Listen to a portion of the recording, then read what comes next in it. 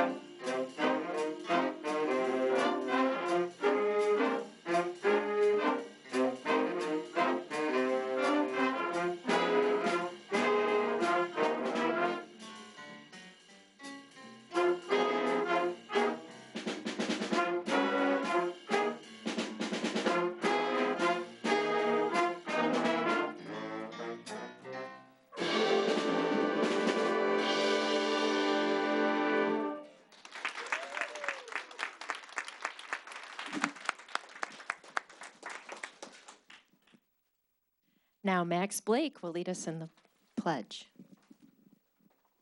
Oh, everyone please rise for the pledge. I pledge allegiance to the flag of the United States of America and to the republic for which it stands, one nation, under God, indivisible, with liberty and justice for all. Thank you all for coming. Thanks very much. That was great performance.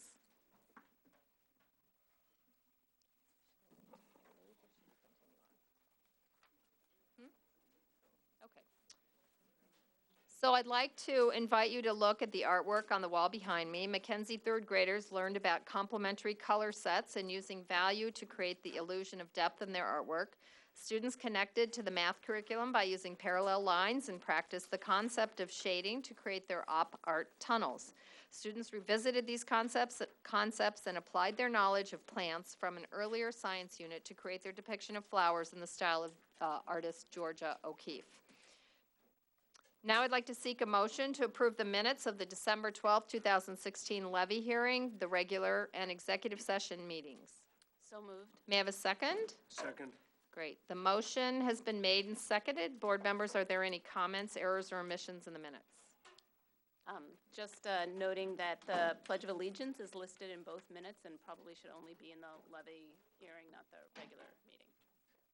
Great. Thank you. Any other comments? Okay. Seeing none. All those in favor of approving the minutes as amended, please indicate by saying yay. Yay. Great. The motion carries by general consent. This brings us to the first opportunity for presentations by the audience. Are there any members of the audience who would like to address the board at this time? Okay, seeing none, we'll move on to our committee and liaison reports. The first is the Strategy Committee. Ms. Levine. The Strategy Committee is meeting next Monday, the 30th at 8 a.m. here at the MEC. Great, thank you very much. Facility Development, Ms. Alcantara.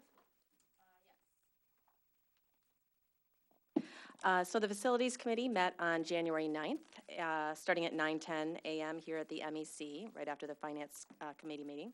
We received an update on September 2017 projects that are underway and being prepped for. Design meetings have been completed and finishes selected for Learning Commons projects at both Ramona and Mackenzie. Bidding went out on January 18th, and results should be returned for our facilities meeting in February. STR's Colby Lewis presented and reviewed design plans for both of those schools' Learning Commons, including showing us some finishing details. Gail Buscemi noted that our cost projections are well within the contingencies built into our budget at this point.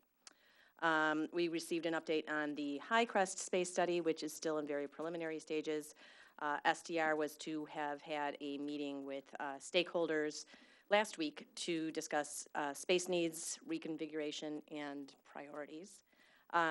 Gail Buscemi reviewed our rental agreement and organizations that are using District 39's facilities pursuant to our rental facility policies and rates. No significant concerns were noted after we reviewed the organizations ongoing, and those that have departed appear to have relocated elsewhere in the community. As we reviewed the very active calendar of our facilities usage between activities sponsored by our PTAs and PTOs, the Park District, and the Ed Foundation's Science Olympiad courses, the District 39 facilities appear to be very well utilized and near capacity. Dr. Lechner presented a preliminary list of capital projects for each of District 39's buildings and noted that that the lists of requested projects for each building are being collected now, given that our Learning Commons renovations are nearing completion. Our next meeting will be in the morning on February 13th after the Finance Committee meeting. Great, thank you very much. Insurance Advisory, Ms. Kearney. Insurance Advisory did not meet. Next meeting is February, I don't have it off the top of my It's head, on our agenda. February 27th. Thank Right. you, at 4 o'clock here at the MAC. Great, thank you very much. I think you also have the Community Review Committee? I do. Community Review met on Monday, January 9th here at the MEC. They're currently moving through their exploration of school climate. The committee broke out into 3 subcommittees, 2 to focus primarily on school climate and school safety, and the 3rd to perform an audit on a previous CRC committee report. The 2 committees focusing on this year's topic have been working on a survey, currently working on a survey questions to be presented to students, teachers, and parents, and are expected to present them to the administration after their next meeting on February 6th, Monday here at the MEC at 7, with the goal of getting the survey out to the community shortly thereafter. Great, thank you very much. Educational Foundation, I think Mr. Panzica has this one? Yes, the District 39 Educational Foundation met at the MEC January 18. This is a very busy time of year for them. They're in the middle of their annual campaign and are still looking for more responses. They also are finishing up the details on their annual trivia night, which is February 4th. This very popular event sold out this year in a record 1 minute.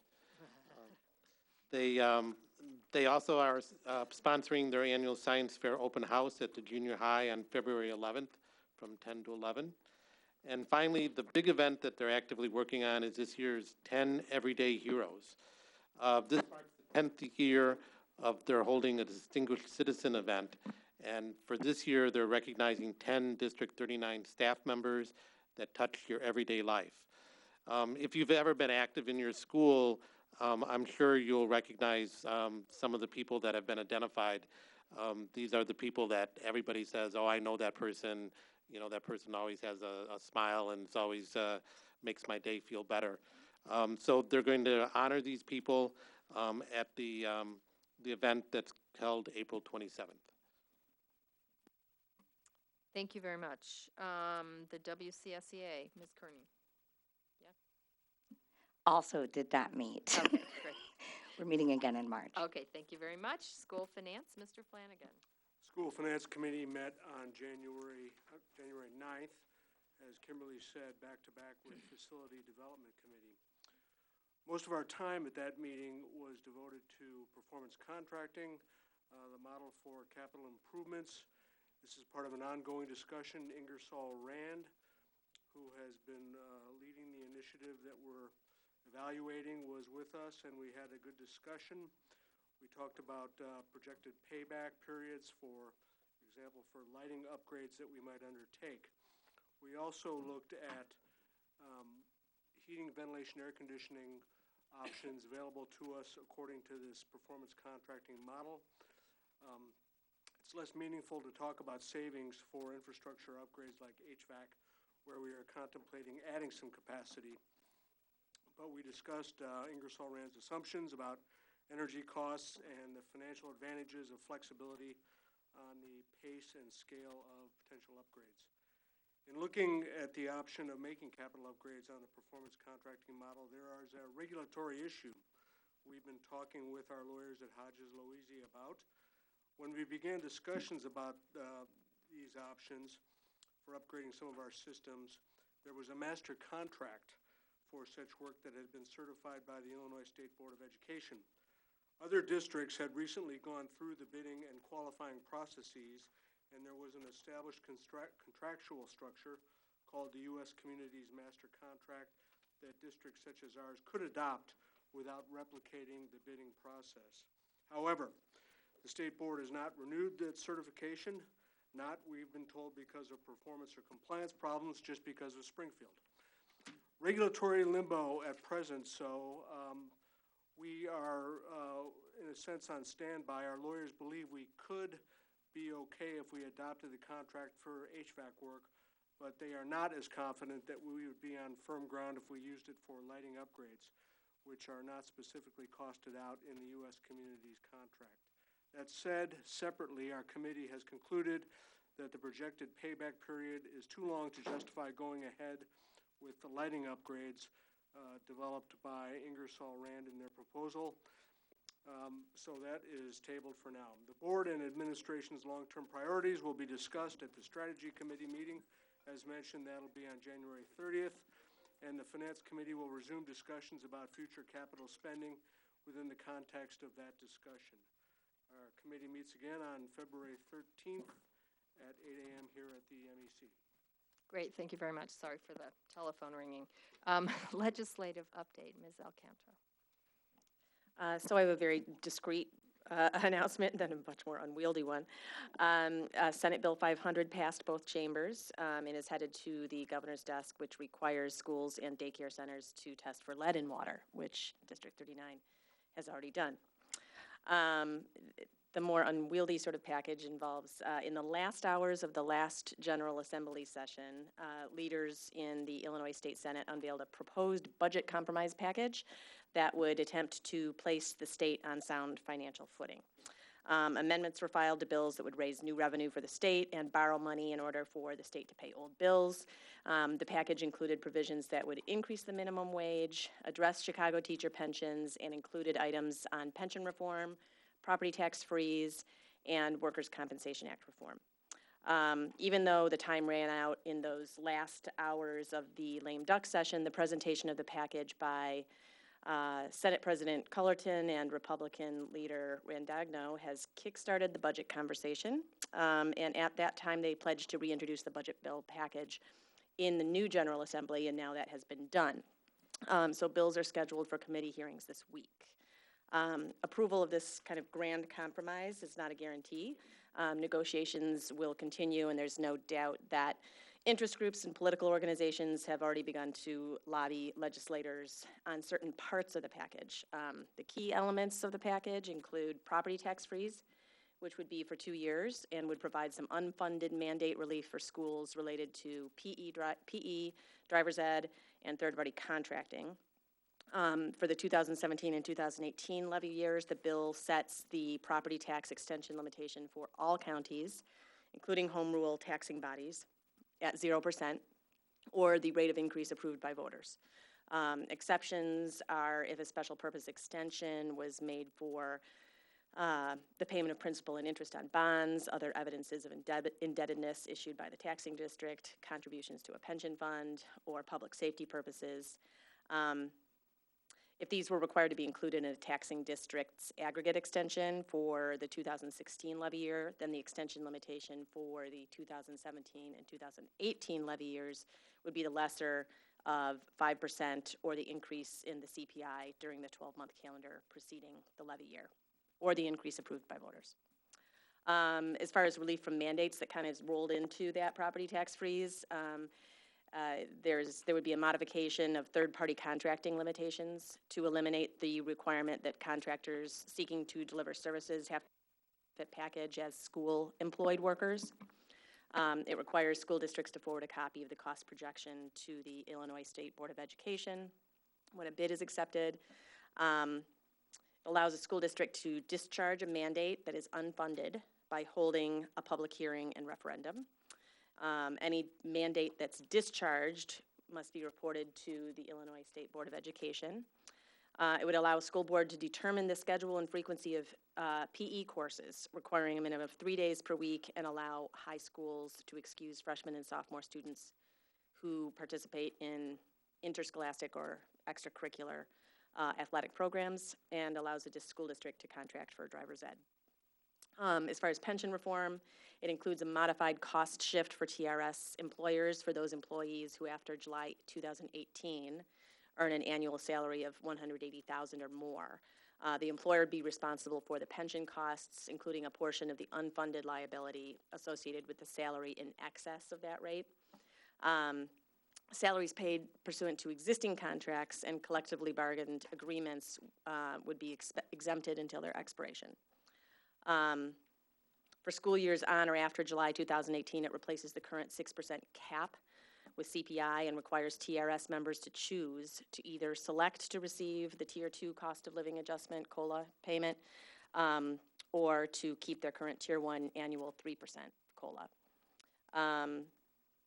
For those members who choose to choose Tier 2 COLA, future salary increases would continue to be used to calculate creditable earnings for pension purposes.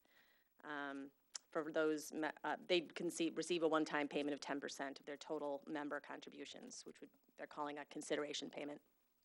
Those members that choose to remain with Tier 1 COLA would receive salary increases, although those salary increases would not be used in pension calculations. Other provisions in the pension reform part of it include end of career spiking changing from a max of 6% to the nation's index of 2%, and a high salary cost shift that would require districts to pay the normal employer costs for the amount above the governor's statutory salary for any employee. School fund formula, the plan would be to freeze general state aid at current levels and distribute all new education funding through evidence-based plan as proposed by the Vision 2020 Coalition. This plan includes pension parity for the Chicago public school system. Tax credits are also kind of wrapped into this. It provides for tax credits for increases in cost for private schools for teachers that purchase school supplies, and eliminates the corporate franchise tax. Other parts of the framework include local government consolidation, not including schools consolidation, workers' comp changes, a minimum wage increase to $11 per hour, closing some corporate tax loopholes, borrowing $7 billion to pay outstanding bills, and provides for term limits for legislative leaders in the Senate. That's it. So we'll see where that goes and how long it takes. Do we know the likelihood of that? Can I ask a couple questions? Yeah. As far as the property tax freeze, just if I'm following it correctly, we would not be levying for 2 years in a row, or would we still, the property tax freeze falls, we would still levy for property growth? Just the PTAL would be capped at 0%, Correct. right? We would definitely have a levy, because that's how we Yeah. get our, So but the nothing- increase, there'd be a 0% CPI increase. What was There would be silent, no Okay. increase over the what three was years. silent in there was the new property growth. That's right. That That's was not why I'm It mentioned. wasn't asking. mentioned, yeah. Yes. I believe, we'll see. I guess we would have to see, because it wasn't stated. Correct. Yeah. So in essence, the reason, unless we still like go to referendum over 5% type thing, it sounds like if there was a property tax freeze, it really wouldn't change the situation here other than the CPI would be Right. flat. So Right. we'd have no CPI increase, Correct. but would still levy for property correct. growth. Okay. That's what we were told originally, but this most recent legislation was silent on new property It growth. doesn't, it's It silent didn't on that, mention although it. one would think that may just simply be an omission in the bullet points. Related to that, with the mandates, Mhm. I was just Sure. distracted by a sound. Was it just the PE? Driver's ed, or you There's can- PE, driver's ed, and there's third-party contracting relief. So it eliminates the requirement that contractors that want to deliver services have to meet the same benefit package as school-employed workers. Okay, And it requires school districts to forward a copy of the cost projection to ISB when a bid is accepted. My question is, those are the only unfunded mandates that would be on the table to not address? That's all that was mentioned in that specific piece of The reason legislation. I'm asking is when you said it would go before the board if we wanted to not comply with an unfunded mandate, and then we have to report to ISB, that only address only to these three positions, it wouldn't be, Yeah, we have to get, first it has to pass, then we have to get clarification. Yeah, Legal- because it's not clear, although, you know, the bullet points that we received made it sound as though a referendum, a hearing and a referendum could be held to waive requirements under any unfunded mandate. But if And that- discharged, it would have to be reported to ISB. But we don't have a bill to look, we don't have the Right. language to look at yet, and obviously nothing's been, but it sounds like Yes. there's a crack there that might we be. could. yes. Okay. Yeah. And finally, I'm sorry, when it talked about the modified cost shift Mm-hmm. to here, was there any mention, or does the bill, and you might not know this, Mm-hmm. I happen to think that that's a fair way of tackling pensions, but does that also give us the jurisdiction at that point, since we're paying everything, to discuss what we pay, I mean, TRS contributions? Does the state still mandate what the contributions have to Yes. be? Yes. That's correct. Even though we're responsible for them? Yes. Yes. Okay, and how do we feel about that? Yeah, well, this cost shift right now that was in this bill, which isn't finished yet, is for salaries over $180,000 is where they're beginning that process. So if somebody makes $181,000, then $1,000, whatever the pension obligation is for $1,000 is Right. what it would be. So they haven't talked It has about. fairly limited application. So It's there's very the- limited, It's right. still not a 0.5% shift? No. Okay, that's. None of This that. is a separate issue. Yes. This is Okay. taking A off a piece. different way to look at it. Right. Right. And I'm guessing over time, over a long time, as salaries increase, eventually then districts will be picking up a bigger portion of that. Or maybe they would be trying to decrease that. Salaries. Salary, That's it, that right. cap. Right. Correct. That's correct. But are you saying this is like a new way that they're looking Yes. at it? It's It's a not di- in addition, so No. that's been tabled, kind of? I Okay. don't know, it All right. just wasn't in there. Yeah. Okay. Yeah, we don't know. Where, and finally, where do you get your bullet point? Like, where is this from? I There are could find different something. legislative, I can send something to you. yeah, there are Okay. different like legislative update I'll find sources something. and Perfect. No. stuff like that. Yeah. Thank you. Thank you very much. Written communication, the board received written communication from Julie Hanahan of Glenview regarding the start of the 2017-2018 school year beginning after Labor Day. Now let's move on to administrative announcements. Dr. Lechner. Yes, the first one is regarding the April board meeting, and we are changing the April board meeting to April 24th from the 25th. Just the opposite, the 24th to the 25th, sorry. Terrific, yeah. This change is to align with Cook County's canvassing of the deadline for the April election. We're going to honor our outgoing board members at that meeting, as 3 are retiring from their tenure on our school board. Fiscal year 2018 Consumer Price Index was just released. 2.1% was the CPI in 2016. And we use this figure as a basis for calculating employee salaries in District 39. And we should also be using typically that amount in terms of our aggregate levy. So if the CPI goes up 2%, we're allowed to levy 2% on our levy as an increased tax dollars for the district. However, as we just heard, there's pending legislation in Springfield to have a 2-year property freeze, so we could not access that revenue if indeed it is passed. I will say, though, and as everybody knows, District 39 has planned for this tax freeze in our financial projections, so we're already assuming that's going to happen. And then lastly, we received a FOIA from Gabriella Loricella of Smart Procedure requesting all purchase records from September 20th, 2016 to the present. This is now a quarterly FOIA. Great, thank you very much. Now into the strategic plan updates, the 2016-2017 strategic plan update, continuing strategic initiatives, and our annual business initiatives. Yes, this first report is of 2 reports. You'll get another one next month, and it's a mid-year update on our strategic plan. Tonight's report concerns our continuing initiatives as well as annual business, and next month we'll be looking at new strategic initiatives. And Katie Lee and the administrative team have this report. Good evening. District 39 administrators will be presenting as a team tonight. On September 26, 2016, the Board of Education approved the implementation of the 2016-2017 District 39 Strategic Plan. And the district initiatives were divided into 3 sections: the new strategic initiatives, continuing strategic initiatives, and annual business. And the yearly planning cycle includes strategic mid-year updates in January and February. And so tonight's report will focus on mid-year updates on the continuing strategic initiatives, which administration identified as sustainability, planning and practices, and learning commons as 2 ongoing focus areas for this year, and the annual business of each department outlined in the strategic plan.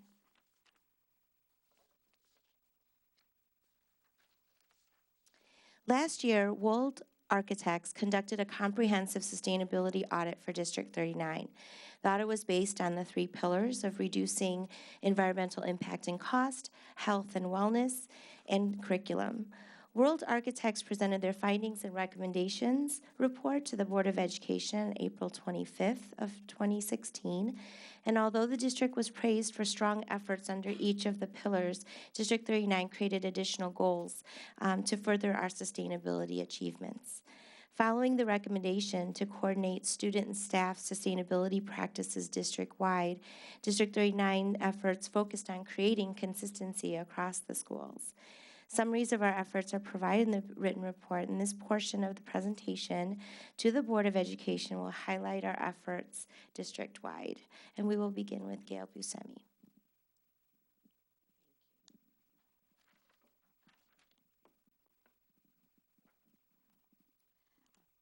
Through a feasibility study, Ingersoll Rand made several recommendations to address sustainability and energy savings. These projects will be prioritized in our strategy committee meeting along with other identified projects. Our new sustainability liaison, Lisa Winters, has standardized the compost and recycling practices for all 6 buildings with our custodial staff. This includes recycling of used white paper more effectively. Our cafeterias now offer reusable plastic cups of water for students. In addition, Lisa is planning to organize a garbage waste audit to identify additional opportunities for reductions in waste in our cafeterias. Lisa was also able to procure a grant through SWANK, Solid Waste Agency of Northern Cook County, to purchase additional silverware at all our buildings and soup bowls at the junior high.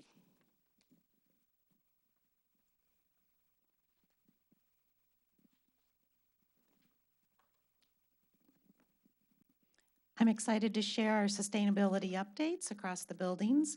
One overarching school-based outcome for sustainability is to improve environmental literacy among students. Discussions at grade level meetings and collaborations are taking place. During these discussions, teachers are identifying curricular areas that tie into environmental literacy. Teaching students to understand and appreciate the natural world and how their actions make an impact is our goal. An example of this is the annual 8th grade science trip to the Skokie Lagoons, where students participate in water testing and learn about the specific species present in and around the lagoons and their impact on the future of those species. Wilmette Junior High School is creating an environmental mission statement, which will lead to students pledging their commitment to environmentally friendly practices. Each school has established or is in the process of establishing school-based environmental teams called Green Teams. These teams have been quite active in informing fellow students and staff about green practices. Grade level or school-based competitions could be a spin-off to facilitate energy conservation, paper reduction, and waste reduction. Some yearly projects that include recycling pop tabs for the Ronald McDonald House or dialysis, recycling electronic items, holiday lights, batteries, cell phones, ink cartridges, markers, etc., hosting recycling drives of household items as seen with McKinsey's previously owned shoe drive and their reduction of paper usage with the Paper for Others program.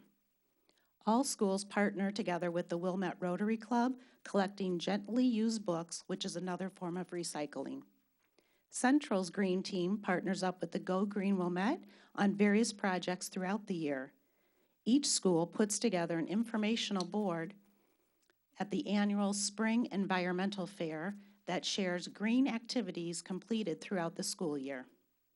Environmental Awareness Weeks days are hosted at each school and include things like Walk Bike to School Day, Waste-Free Lunch Day, and Trucks Recycling at Highcrest Middle School. Ramona's PTA promotes Earth-Friendly Fridays to carry on these conversations outside of the classrooms. Collecting recycled products such as cardboard, paper towel rolls, and wrapping paper rolls to use in our maker spaces has been a fun way to teach sustainability practices at home. Composting and improved lunch disposal has been an undertaking, as you've heard, at every District 39 school. Students separate out garbage, compost, and items that can be recycled. Large, clean, and clearly written signs facilitate this process and were just recently installed on the top of each bin. Reducing waste created at PTO, PTA events is also occurring. Room parents are eliminating or reusing party decorations, using reusable containers or silverware, and composting and recycling things that used to go in the trash. Swank grants were obtained, as you heard, by our schools to purchase sustainable items like silverware, water cups, and reusable soup cups. Our PTOs, A's, are providing enrichment activities related to sustainability and environmental awareness. Examples of these include the 3 R's, recycle, reduce, reuse, assemblies brought to us by Swank, and the watershed presentation provided by Scarce. At Highcrest Middle School, students, parents, and staff created a composting video to convince New Trier High School to allow a composting pilot at the freshman campus this spring. More and more students are using reusable lunchboxes, food containers, and napkins. Promoting the use of school gardens for educational experiences is an ongoing goal at every school. Some schools have hosted garden clubs at lunch or after school. Creating crafts in the garden has been successful. Garden cleanups is another fun garden activity. Community building events, such as hosting a staff lunch in the garden, is another example of how garden usage for a variety of activities is occurring. All schools will continue to identify ways to incorporate the outdoor classroom space. Enrichment planning, with the help of our PTAs, PTOs, facilitates curricular tie-ins using our school gardens.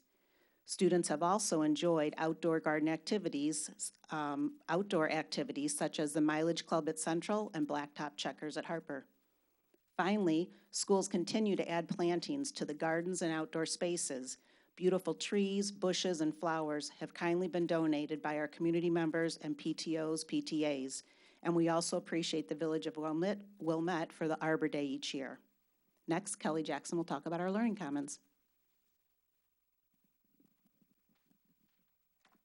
Thanks, Sue. Learning Commons spaces have been completed at Central, Harper, and Wilmette Junior High, and this coming summer we look forward to the completion of Learning Commons at Ramona and McKenzie. As the curriculum evolves to address the learning needs of our 21st century learners, our spaces also are being transformed to support the skills needed in the 21st century. Skills like collaboration, creativity, critical thinking, and communication. The Learning Commons spaces have been created with these skills in mind and offer opportunities for students to apply these skills through enhanced learning experiences and by using easily accessible technologies beyond what is available in the typical classroom. The development of these spaces has been a community effort, as all of these schools have created Learning Commons committees with staff representation and have partnered with their PTAs and O's to imagine the spaces and raise funds for furniture. Additionally, each school received a generous financial gift from the Educational Foundation for supplemental purchases. I will now turn it over to Becky Littman, who will talk about Central's Learning Commons. We're going to take turns. You'll hear from each of the schools and get an update. Central School is in its second year of using the innovative space with students, staff, and parents. Our teachers continue to draw inspiration from the space and have come up with new and creative ways to enhance the curriculum with projects tied to science, social studies, math, and more. Students continue to take ownership of the space as it's well through student-led Genius Hour projects. In the photos here, you can see a variety of examples of how the space is being utilized this year. Students created digital citizenship posters. They created prototypes of a school for colonists on Mars. They programmed robots using blocky coding and even made constellations on our Lego walls. Of course, staff and parents are using the space creatively as well. In the middle photo, you can see parents thinking critically about Joe Bowler's mathematical mindsets during an evening PTA meeting. Central has provided numerous tours to other districts and universities who want to view the space and create similar designs in their facilities. So far, we've given over 30 tours and have been able to collaborate with other new Trier feeder schools, such as Sunset Ridge, who currently are renovating their library and technology spaces as well. Here's a student filling out an exit ticket after completing an activity in our Learning Commons at Central School. Our goal is for 80% of Central students to demonstrate creativity, communication, critical thinking, and collaboration when engaged in learning experiences held in our Learning Commons. We are assessing if students can complete all 4 of the 4 C's during an activity. More specifically, students reflect on, did I work well with others? Did I create something new and original? Did I use critical thinking skills by solving a problem and being reflective? And did I communicate well by talking to others about my ideas, as well as, was I a good listener to hear what others are suggesting? Activities are completed individually, as a whole class, collaboratively in small groups, and even as buddy classes across grade levels. Harper's next.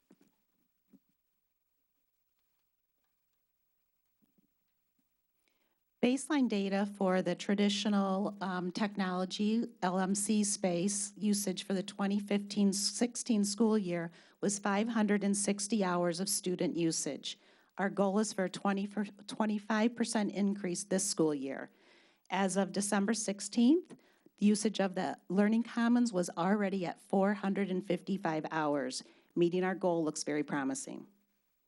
Recess clubs have been truly valued in the use of this space using the Lego walls, reading nooks, STEAM lab, and makerspace.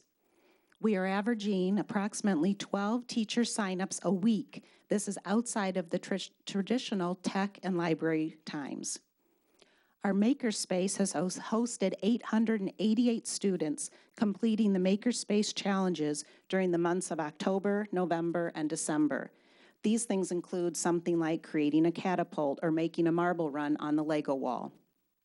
Students are identifying the 4 C's they use in the makerspace by dropping a bead in one of the 4 containers, labeled collaboration, working with others, creativity, being original, imaginative, critical thinking, solving a problem, or being reflective, and communication, listen to others, explain my thinking. At this time, creativity is the most common vote. This is so exciting because creativity is difficult to measure, and increasing activities that promote creativity has been one of our larger goals. Students are learning to code and took part in the Hour of Code this past December. Globally, over 164,000 students also took part in this Hour of Code. Harper students love the Dash and Dots, B-Bots, and Ozabots, sounds like a foreign language, all fun coding devices. Harper students also submitted names for the Learning Commons and then voted. Our Learning Commons is now called the Dolphin Den.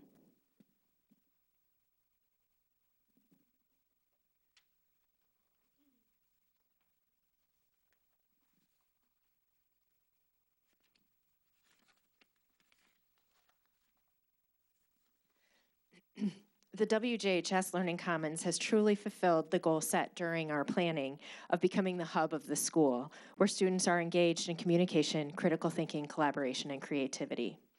On a daily basis, one need only walk down the hall to the Learning Commons to see students creatively using new resources such as movable whiteboards, flexible furniture, and Apple TVs to share ideas, collaborate, explore, and learn. Students in social studies classes have reenacted the Constitutional Convention in the space. Students in reading classes have collaborated across their teams to develop book trailers. And students in tech applications classes have learned about coding by programming robots such as Spheros and other robots like Sue mentioned. Teachers have begun to collaborate with our Learning Commons and tech teachers on how to integrate the makerspace more fully, and we have some future writing teachers incorporating the makerspace into their research projects soon. Additionally, the space is open before and after school for students to drop in, work on projects, or meet with teachers or classmates. At recess, we have doubled the amount of students who are able to come to the Learning Commons, and many students have taken advantage of this alternate recess activity to work on schoolwork, read, or even play games with friends. Staff has utilized the space frequently as well. Small group rooms, often they're fought for with students. They provide an opportunity for staff from different teams to work and to collaborate together. We've hosted principals from the New Trier Center schools for one of their quarterly meetings, and we've held professional development and collaboration opportunities in the Learning Commons spaces for paraprofessionals, the LMC Tech Department, and for the World Language Department. We also hold staff meetings in the presentation space and often take advantage of the space to spread out across the Learning Commons during these meetings for discussions in smaller groups. The goals in the strategic plan are twofold for the Wilmette Junior High Learning Commons. The first is to increase our visits by 20% from last year. According to our numbers from last year at this time, so at the end of the second quarter, our baseline visits put us at 1,642. So far this year, we have increased that number to 3,985 visits. Part of that is because we have increased spaces by adding the small group rooms, but a lot of that is due in part to our teachers really wanting to be in the space and filling it up on a daily basis. As you can see, we are on track to exceed our goal. Our second goal for the Learning Commons is for 80% of Wilmette Junior High students to accurately explain how the Learning Commons spaces have enhanced their application of the 4 Cs. The Learning Commons Committee is currently working to develop activities and a survey that will be used to measure this. We look forward to sharing the information we gain from that survey of our students in the spring.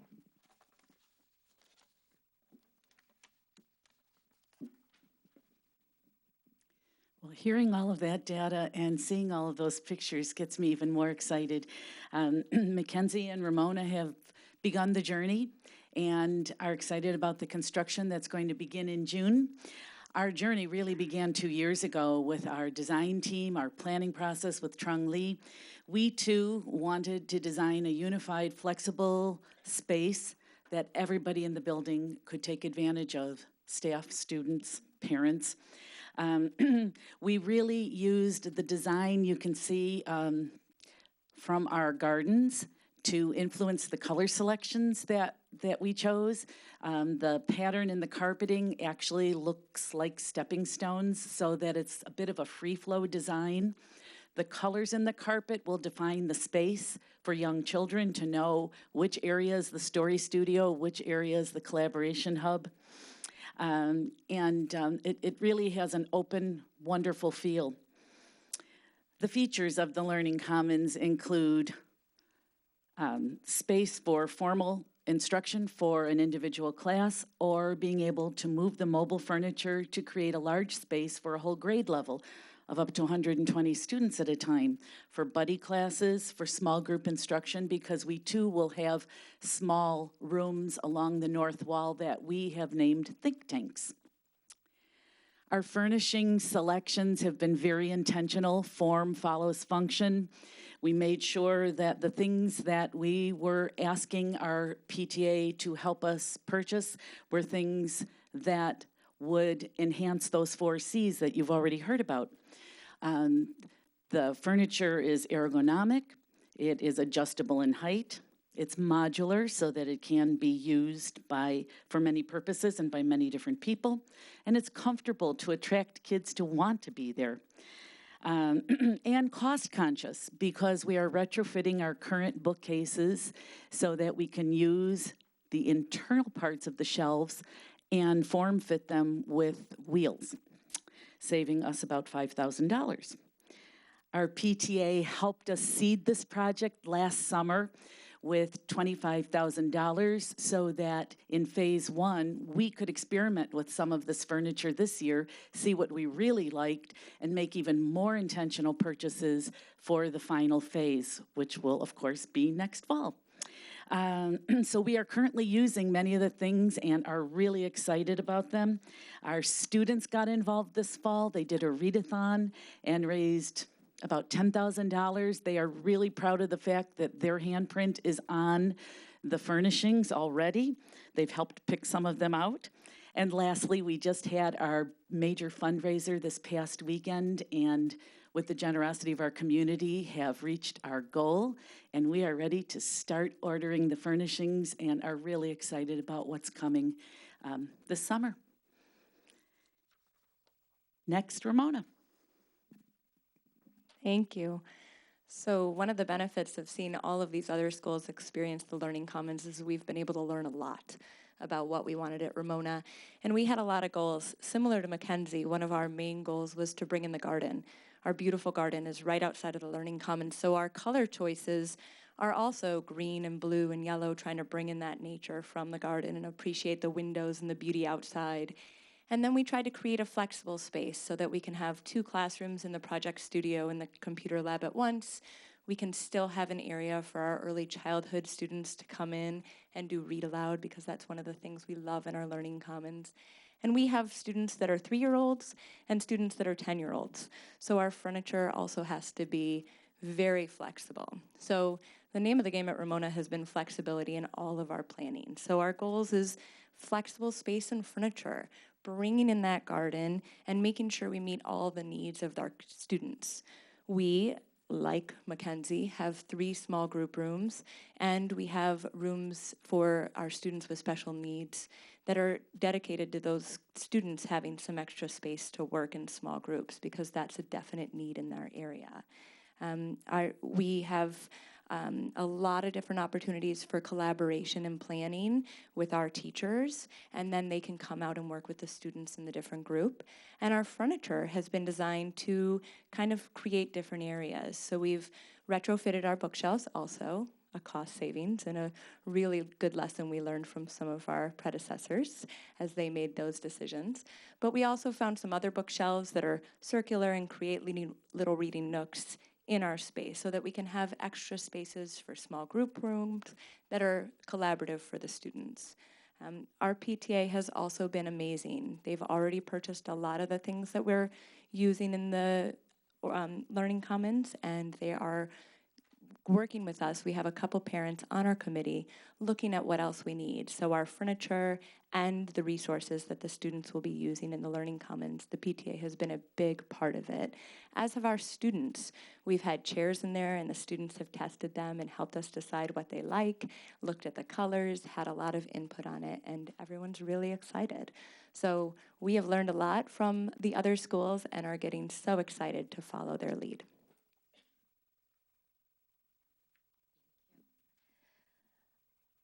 This part concludes the mid-year updates of the continuing initiatives, and I wanted to share some. I'll kick off with the annual business section of our strategic plan. So beginning with the curriculum reviews, these are brief updates of where, what we've accomplished and where we are now and how we plan on moving forward. So the English Language Arts curriculum review process is in its final year, and the District 39 revised writing curriculum is in its first year of implementation.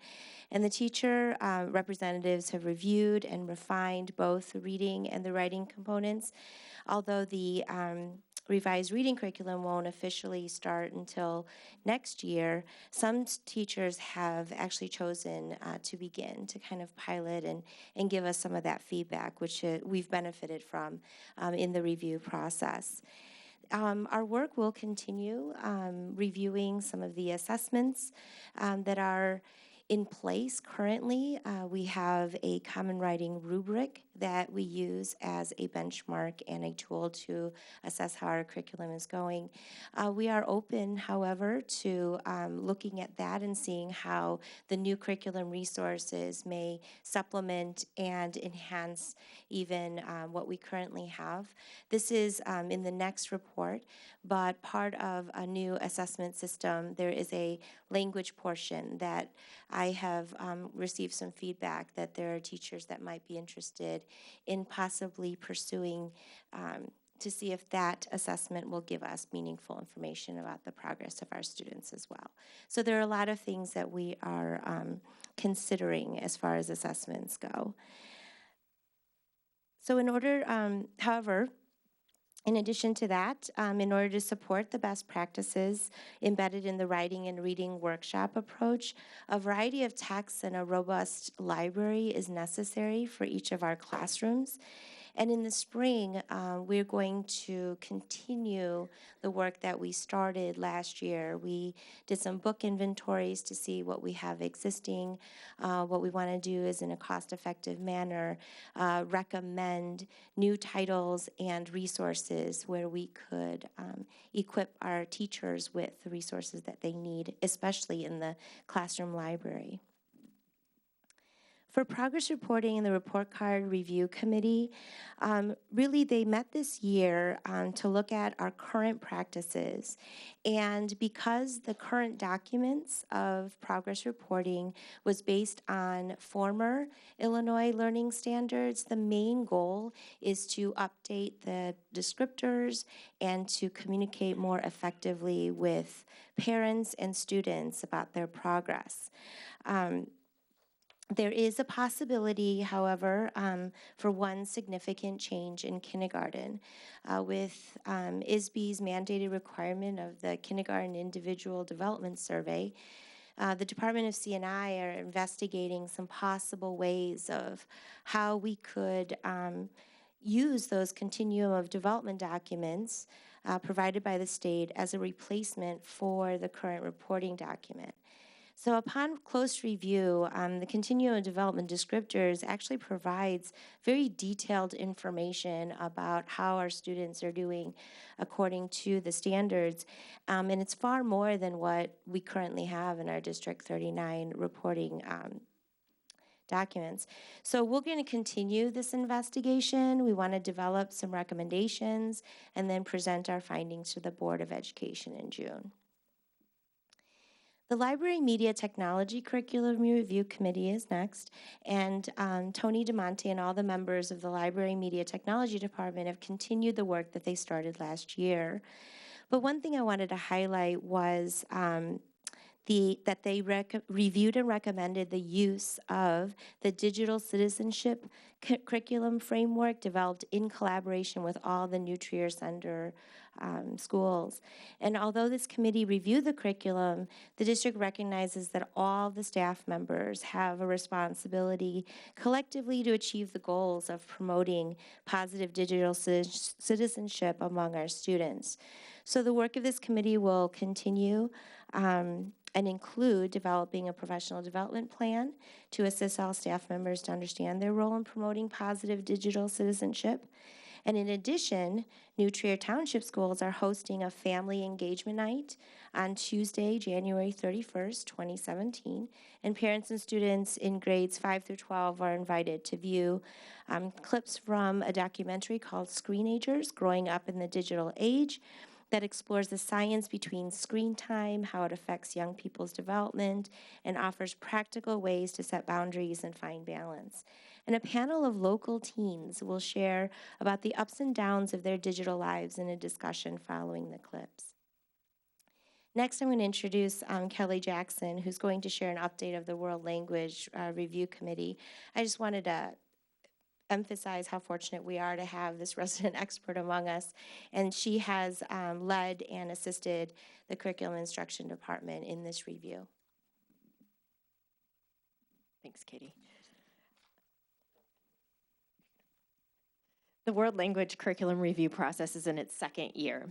Teachers from Spanish, kindergarten through 8th grade, French, 5th through 8th grade, German, 5th through 8th grade, and Latin, 5th through 8th grade, are collaborating in the curriculum review and have participated in professional development, a review of best practices for curriculum and instruction, and have worked on developing a shared philosophy, curricular framework, and end-of-course expectations for performance towards proficiency. Next steps in the process include revising individual units of study, developing meaningful context for each unit, aligning performance-based assessments with expectations for performance, and a vertical alignment of the curriculum, as well as across the languages.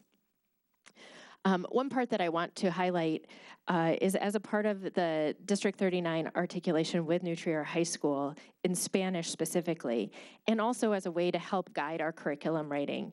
All 8th grade Wilmette Junior High Spanish students took the ACTFL assessment of performance towards proficiency in language, and ACTFL is the American Council of Teachers of Foreign Languages. This assessment is online, and students take it using laptops and headphones. And students participated in the interpersonal speaking and listening. Basically, you're having a conversation with a person on the screen that the kids actually think is talking to them, but they're not. And then they also participated in the presentational writing portion, where they're responding to prompts like send an email to your host family, talking about what you're going to need when you stay at their house, things like that.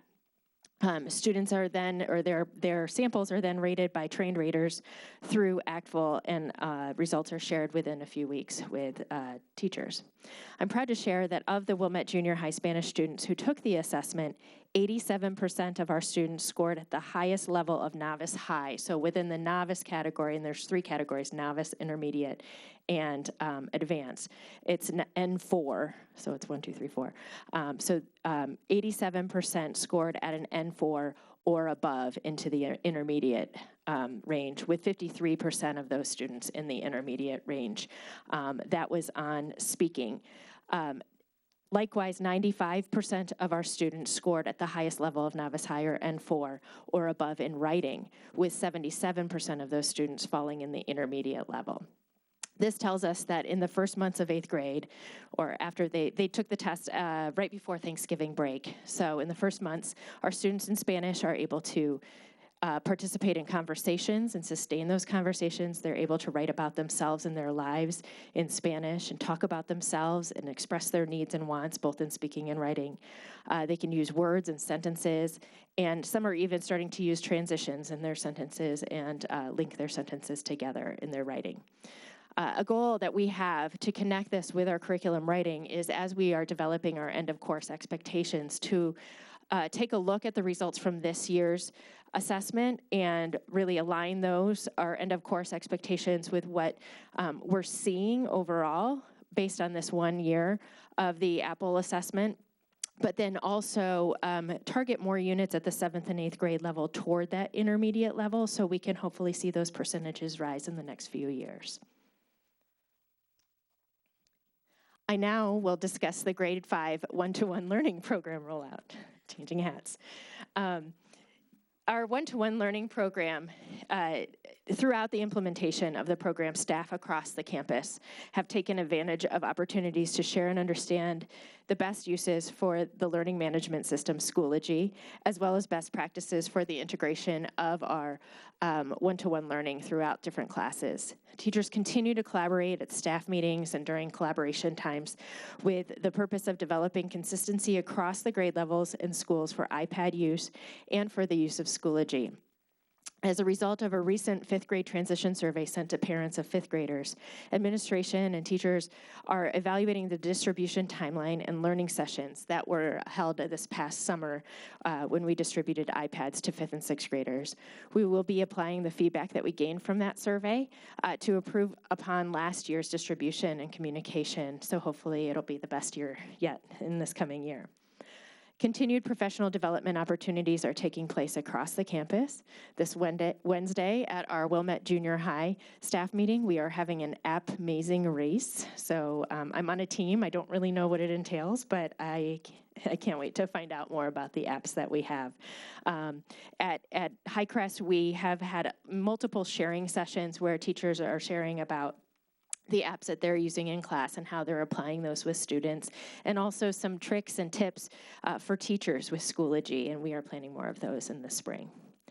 I will now turn it over to Tony DeMonte, who will discuss the new fee structures for our one-to-one learning program and the tech infrastructure. Thank you.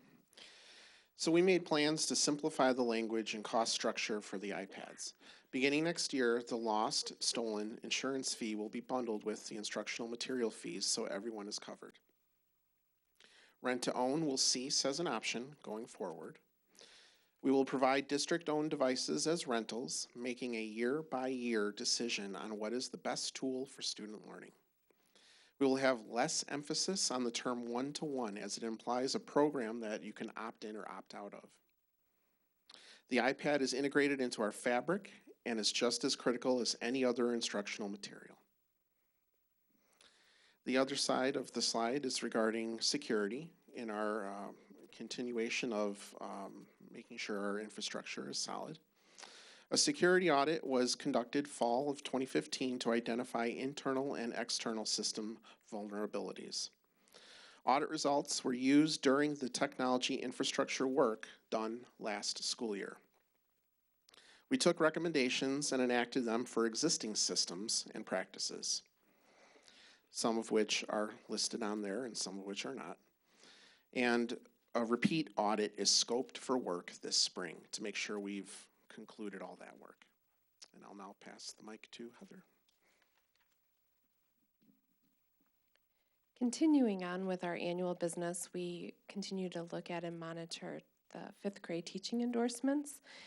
The fifth grade teachers are making good progress in obtaining middle school endorsements. All of our fifth grade teachers have or are working towards middle school endorsements.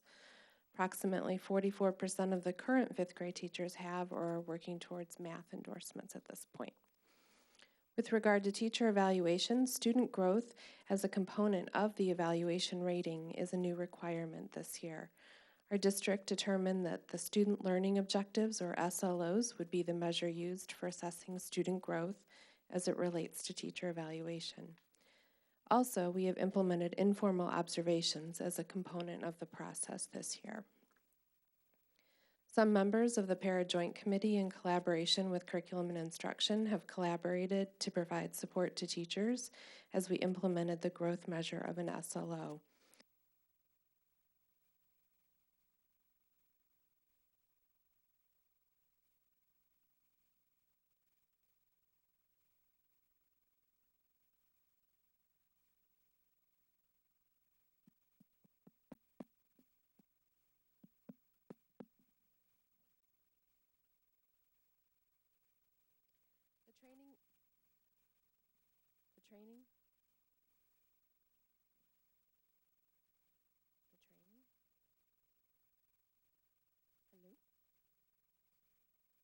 Test. There we go. Training provided opportunities for staff to learn more about the steps necessary in completing the SLO process while providing an opportunity to ask questions specific to their unique situation. The Para Joint Committee has convened again this year to consider the implementation of the SLO process, and the Para Joint Committee will be determining a plan for student growth next year. In 2017-18, 2 measures for student growth are required as part of the evaluation rating. The Para Joint Committee will be determining the structure of the second student growth measure and how it will be incorporated into the evaluation rating. Katie Lee.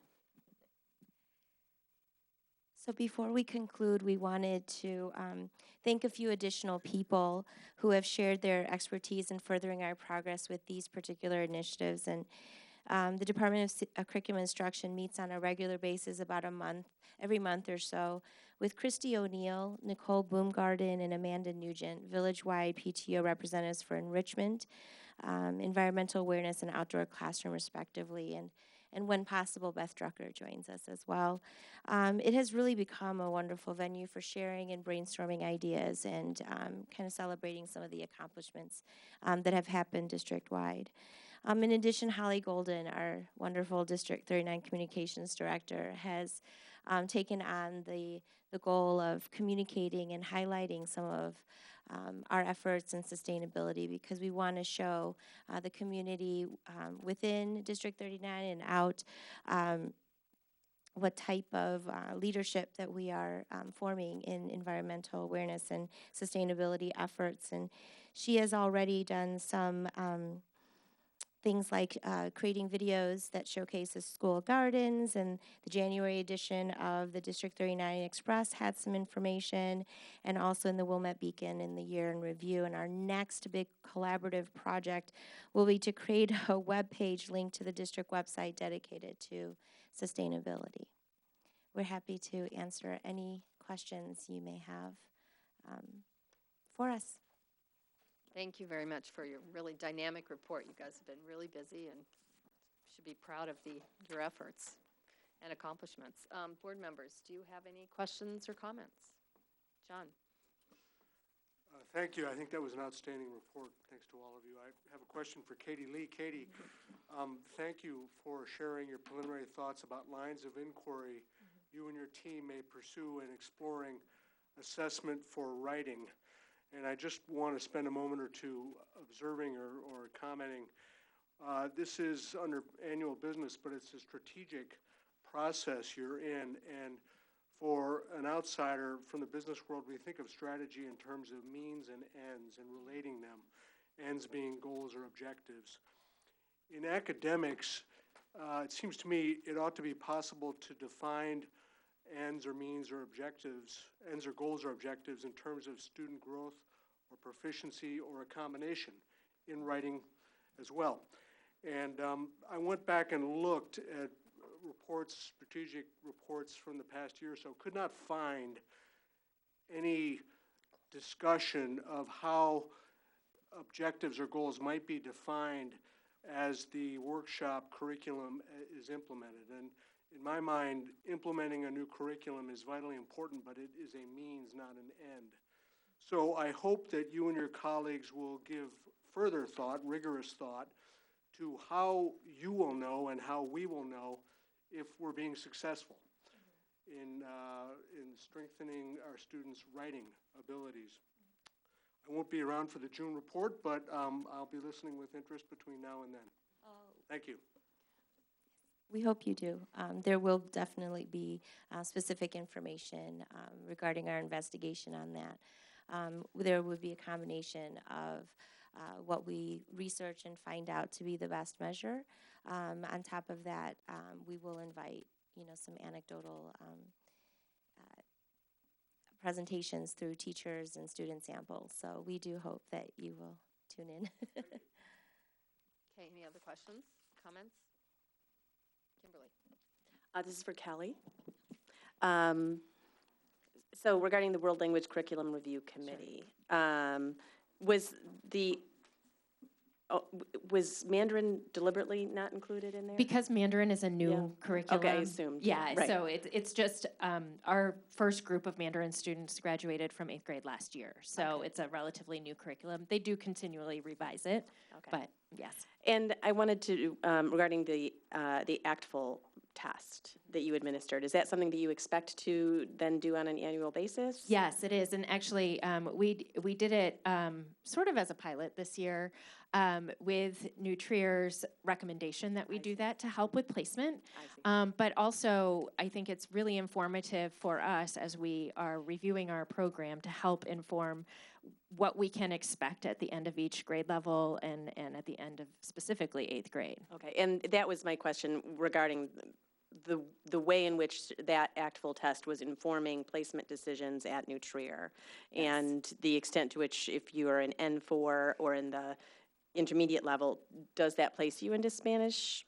Right. Or where does that put you? Funny, you should ask that. Yes. It's one measure that they're using. They also use their placement tests as well as information from teachers and parents and the students. They are using the Apple results and really looking at kids in the intermediate level. So at that, I1, I2, I3, I4. I-5. And for placement into year 3, and then in the novice level, more at a year 2. Okay. So, yeah. All right, great, thank you. Regarding the ACTFL, you piloted it on Spanish, in Spanish. In Will it be Spanish. used in other languages also? We're discussing expanding it to the other languages and also expanding it to multiple grade levels, specifically with Spanish, because as you know, with a K-8 program, we'd like to look at least at 6th grade and see where our students are at the end of 6th grade, and then use that to help inform as they travel to 8th grade and get some longitudinal information as well. Okay, great, thanks. I have Frank. a language arts, as long as you're up there right now. What percentage of students go on in Spanish as opposed to the other languages? I am not sure offhand. 40%? The students that take Spanish in our district, I would say, are about 40%. Now, whether they continue, we don't get exact numbers from them. No, I mean, going from 4th grade to 5th grade. From 4th grade to 5th grade, yes, it's usually about 40%. Yeah. When you're doing these studies, you've looked at, how well our students do that stay in Spanish and then they enter New Trier. But since we've started the K through 4 Spanish program, have you been able to determine any advantages for the 60% that don't take Spanish? Yes, and actually that's a conversation that we have on a regular basis as a world language department with respect to the skills that kids are building at the elementary level with critical thinking, with just having the opportunity to take risks and not be afraid to use the language on a regular basis. That has really helped them as they've transitioned to other languages as well, to walk into that language on day 1 and not expect the teacher to be speaking all in English and not expect everything to be translated, rather to adjust because of what they know at the elementary school to this new language and be ready to approach it in a much less apprehensive way. I think additionally, with respect to French and even German, I'd say, and Latin, the Latin-based languages, certainly there's several cognates that transfer over from Spanish to those languages. But then also with German, there's a lot of cognates with the English language that the kids are already mindful of looking for. Oh, that sounds like this word, or oh, it looks like that word. And you hear a lot more of that as a result of having that K-4 education in Spanish. So the curriculum for those languages have intensified or sped up because of the running starts that they've been able to get? I think that they've been able to, I think that they spend less time, with the introductory things that they would have done previous to this. Certainly Mandarin is a little bit different because it's a totally different alphabet, et cetera. But I don't know if I would say accelerated to an extent where they're skipping full units of study, but I think especially in that 5th grade year, they're able to approach things a lot more aggressively, may not be the right word, but they may be able to get started a lot more quickly with their instruction without having to go through I'm going to speak in French for the, starting tomorrow, and good luck with that kind of thing. So. Okay, I'd like to keep hearing updates on that because Absolutely. It is more than half of the students that don't continue on in Spanish. Sure. And if the curriculum is adding value, that's great. Right. If it's not, then it needs to look at what that means for those 60%. Sure, I can get you more concrete information, and I can get you a better number as well to make sure that we're on target with that 40%. 40, 60, sure. that's about right. Okay, thank you. Any other? Tracy. Hi, thank you. Kelly, just while you're there. Oh, I'll ask you the Learning Commons question. Okay. You mentioned that it's open, which I think is great, Mhm. based on that the community can use it more. What hours are you open before and after? Before school, it has to be supervised, and I think there's people in there 7:45-ish, 7:30-ish, it depends on the day. Okay. And I know kids drop in to see CJ, our technician, on a regular basis. She's usually there around 7:30. So like, so it's open like It's not like 25 minutes, not that I want my kid there at 6, right, trust me. Right. There's also homework assistance that's before school that's held in there, so, and that's usually starting about 7:30-ish, so. How about after school? After school, it's open right after school until usually 4, and then some stragglers may stay a little after 4. That has to be supervised as well, That's correct? supervised. We have homework club in there, we have homework assistants in there, and then occasional clubs will meet in there as well. So those are so it's, I mean, like Homework Youth club Connection. Youth Connection, sometimes we'll go in there, but they have the den down the way. But, and then the whole hallway, there are kids going in and out of the hallway, that little atrium area, before school, after school, lunchtime. So till 4. Yeah. Then you mentioned the recess opportunity. Mhm. How do you get on that list? So we have QR codes in every homeroom. So last year we had, I believe, about 20 signups, and kids were asking, at Highcrest they have twice that. So why couldn't we have twice that at the junior high? And so we've expanded that to 40 to 45. Depending on if there's a class in there at that time. There's QR codes in every homeroom. There's also one in the library and at different spots in the room. So it's first come, first served. Yep, and they sign up and they cut it off right before lunch and then take the names of everybody. It's pretty regularly used. I will say that there are some days that everybody wants to go outside, of course, when it's beautiful outside, so. Thank you. My next question is about Schoology. Sure. I've heard a lot of things, just it's difficult. I know children navigate it, and that's obviously the critical factor. Right. But when there's, I don't know how to put it, like a gap in communication, I guess, when suddenly someone finds out their child has not been performing well, Sure. And they're directed to Schoology, or I've heard that there's comments, well, it's in Schoology, it's in this folder, and of course parents, can go navigate that.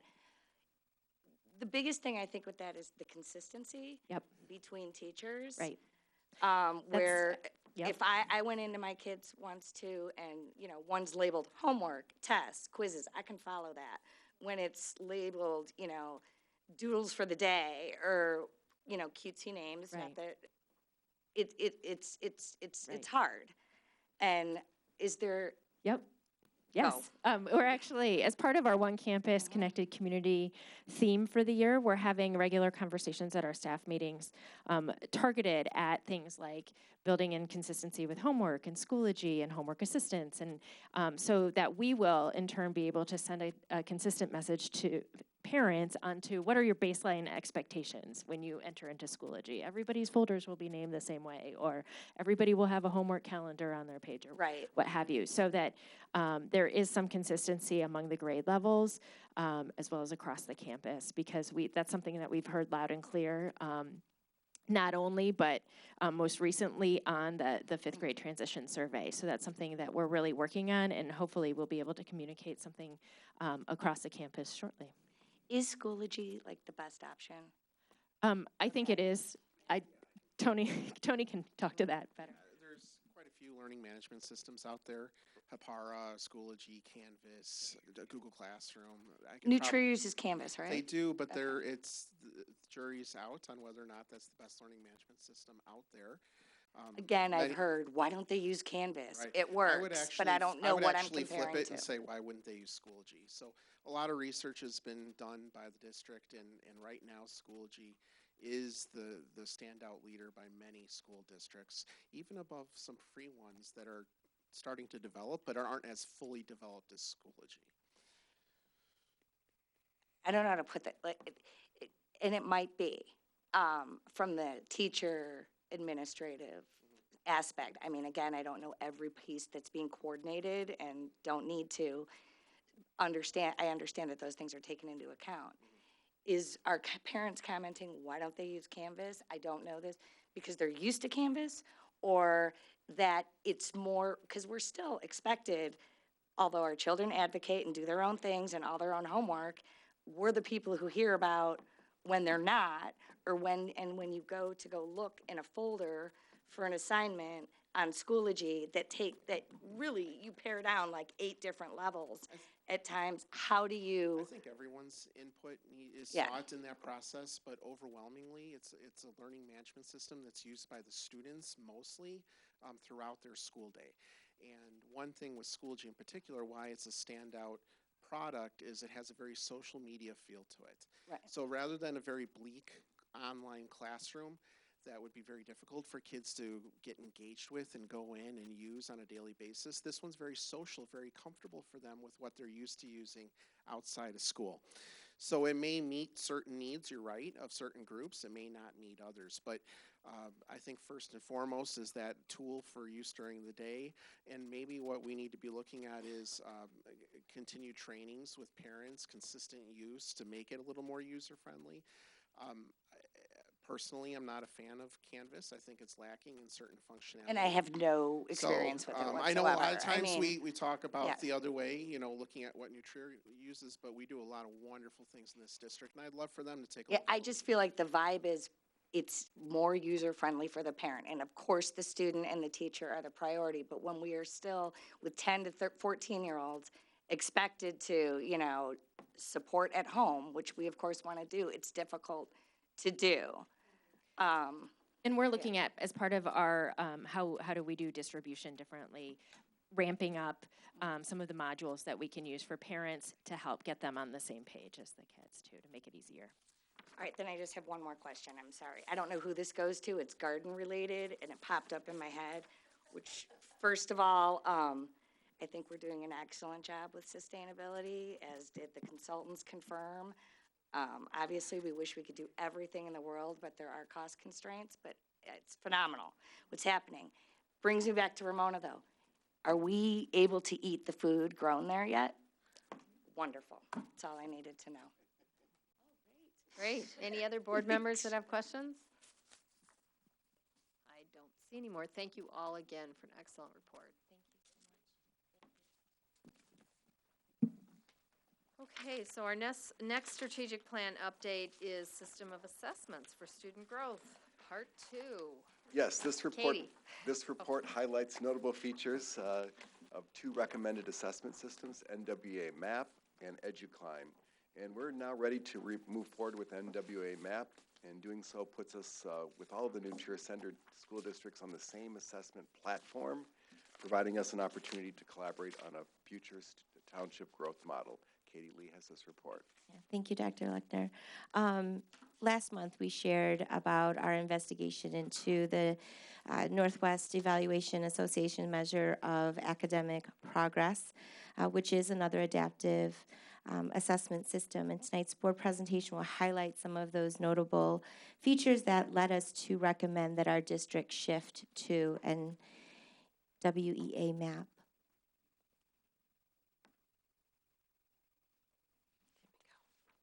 Like Performance Series, it is a computer adaptive, grade level independent assessment used to monitor student achievement and growth over time. It is not a mastery measure of grade level content, but rather an achievement and growth measure based on predictive statistics.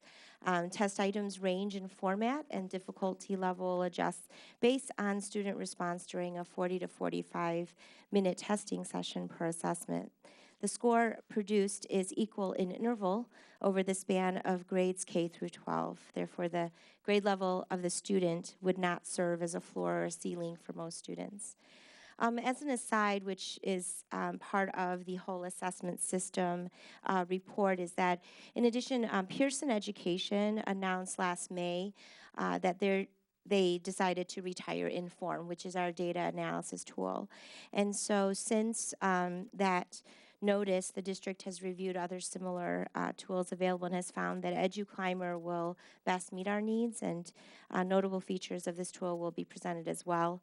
But I'll begin with MAP. Assessment questions and tasks are similar to the state-mandated PARCC assessment. The assessment is fully aligned with Illinois learning standards as opposed to performance areas we found. Took existing questions and felt that there was a good alignment with the new standards, whereas NWEA has always added questions and continue to develop them further. In addition, the questions are designed according to the kind of thinking required by the task. So therefore, the difficulty that they describe is really about the complexity of the task being asked of the student and the thinking needed to answer those questions.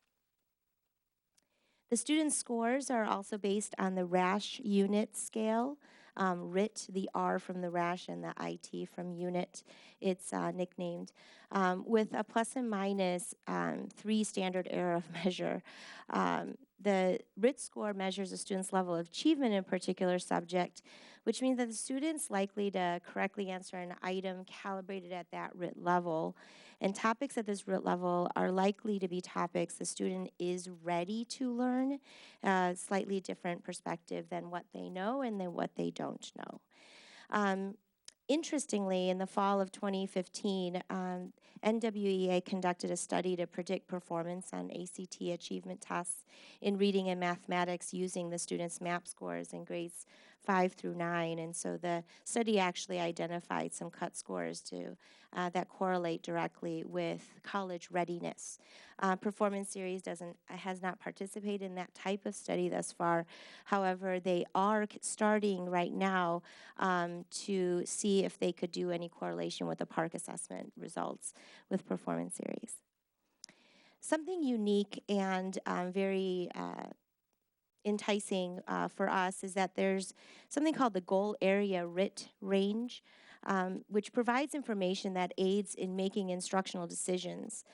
Goal-specific performance is categorized and matched directly to differentiated programs. I'll go out on a limb and say I think this is probably one of the best features of the system. For each student, a RIT range is provided and used to cluster standards under 3 categories.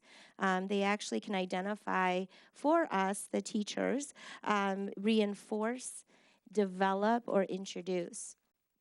However, Performance Series only provides a scale score with 2 categories of objectives: what they've attained, what they know, and what they don't know. Again, a slight variation in perspective, but a very meaningful one for us. Teacher reports display a class of students organized based on similar RIT ranges for each instructional goal. And Performance Series provides similar types of information, but it's not at the same at-a-view glance of an entire class. I actually have some screenshots that will give you some examples of that perspective. A teacher would need to create a report after gathering data from different sources within the same system. And really, when you're trying to use information and data on a real-time basis, that immediate service of providing that at a glance is very time saving, and it promotes the notion of differentiating according to how the students perform. Instructional content is aligned using the RIT range scores, where students can access online providers from home and or at school, like Compass Learning and Edgenuity and ClassWorks. Just recently, actually, in January, those 2 learning environments merged. So they're actually one and more powerful. Although Performance Series offers resources, it's not linked directly to the student or the results of the assessment. And most of the lesson ideas for teachers are for teachers rather than a direct student resource. They do have an online database, but really it's not even linked to how they performed on Performance Series. It's just another tool that teachers could use if they wanted to. So I'm going to pause here and maybe advance a little bit. Here are some of the systems that the instructional content providers, and as I mentioned, 2 of them merged recently, and the others we would want to really vet to see which would be the best match for us and our students. And then this one is just kind of a visual comparison of what we send home in the spring for Performance Series. lots of great information. We've got a trend data, line. We have information based on the subcategories. The one thing that was interesting is that the subcategories here are not aligned to what our standards are clustered under, but in MAP it is. So we can tell exactly which cluster of standards are being addressed. So this is a view of a parent report that everyone would receive in the spring. And this has some online access. This is an example of the MAP student profile. And, the number of scores across the top, the colored ones, would depend on which assessments that are taken. But I think I want to point out that some of that normative data with the percentiles based on is readily displayed, whereas in performance series that feature is not available on reports. And then off to the right where it says growth goals, this particular report is a sample of, let's say, spring of 2016. And it's that little score, the 2016, it says 220 over on the side, as you can see. And then what it says is in the fall of 2016, which is the next assessment window, what they do is they try to predict, not they don't try, they use predictive statistics in order to say, someone at 220 in the spring, we can anticipate growth at this level. And that's readily right there for teachers, for students, for parents to see. Another example of, so these are the list of, and I'm going to put this in quotes if you will allow me to, the quote-unquote standards and learning objectives that are there. They're not necessarily fully aligned with the Illinois standards we found. A lot of them do match, but they don't. The bar on the right side is that continuum of students who've attained and students who haven't, so you've seen that range. There's a little icon off to the side that gives you kind of a drill down, breakdown of which students have attained this objective and which students haven't. So this is Performance Series' way of giving information for our teachers, and it's good information. What we would have to do is take each one then and then bring it all together to kind of see a class view. Again, great information. I think our premise is that Performance Series provides wonderful information, but the way that MAP seems to organize it makes it very easy for teachers to see how the students are at a glance. Those are those ranges, the RIT range scores that will align to the learning objectives. So in one view, this one report format, a teacher will know where students fall and kind of even visually just a trend of where they are. And then if you drill down further, what I've mentioned before, looking at the RIT range of the 171 to 180 in the developing, then you can see for that group of students what would be reinforced goals and objectives, and then what would be introduced. And then the added, I think, wonderful part of it would be the scores speak directly to these online learning tools. And so when we talk about how do we then use our assessment scores to provide interventions, whether it be in students who may, struggle, all the way to students who are showing strengths in particular areas, that tie of assessment so close to the instruction is really the key feature that's highlighted here, and just makes it readily available. Okay, so going back to, excuse me, the bullet points, I have a couple of other notable things, which is in the normative data is included on the student reports, as you saw.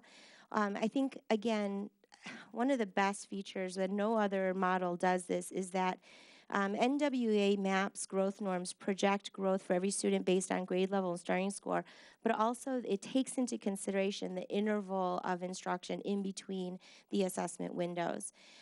That is really key because now it's not, hey, are we within that range that we're supposed to be, therefore the data can be meaningful. It's more that adjusts to how we set it. So it actually provides us some flexibility in scheduling our assessment windows, and we don't have to worry if we're a week off of what they've normed by. In addition, we talked with Phil Urvalino, and he shared some more observation based on his work with the sender schools around here and all the map data that he's been working with, and obviously his experience with us with performance series. And he mentioned how NWA MAP utilizes up to 8 previous predictors. So to predict, for example, would be to predict a spring score in the year 2016-17, fall and winter in 16-17, as well as fall, winter, spring scores in both 15 and 16 and 14 and 15 are being used. And that's much more than Performance Series did, and it makes the model very robust. It's also the one we try to mimic in our development of our local model with Performance Series. Kind of wish Mark Steen was here so that he could hear this part. So that was really key. In addition, a Performance Series is used by many districts. I mean, please don't, I'm not trying to dismiss that. However, the numbers that are using, the districts that use NWA MAP, we're talking about student populations to build this growth model is several hundreds of thousands of students per grade level. And that's something that Phil really highlighted. He wanted me to know that.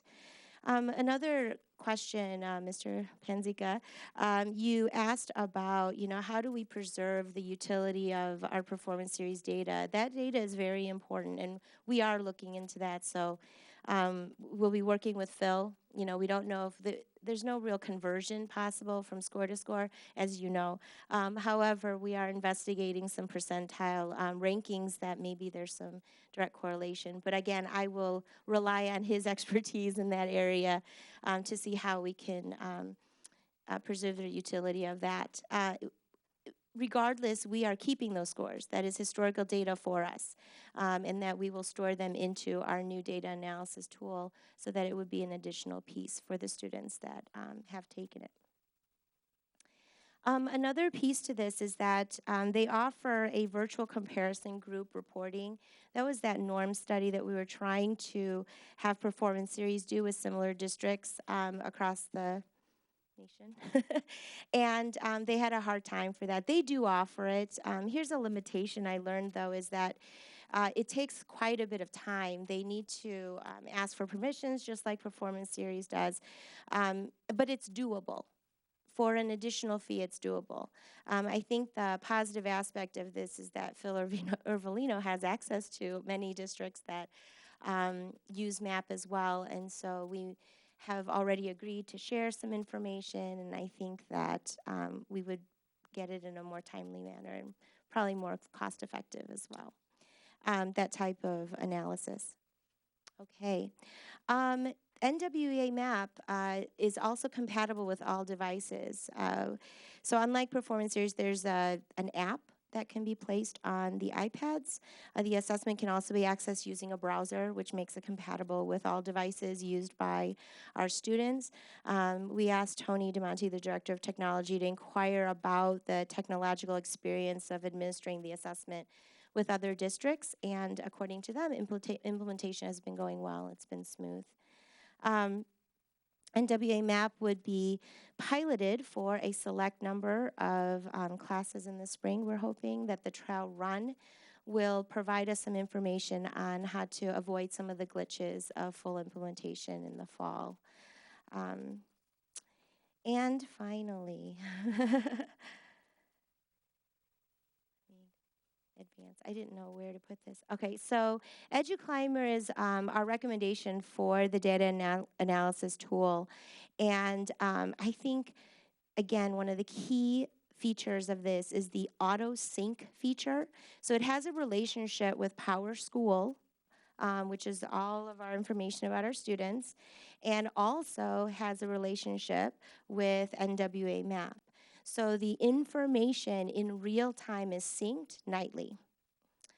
So as you know, this teacher could, once we set up EduClimber, access information the very next day, whether the students have tested or not. They see the results immediately and have access to all of that.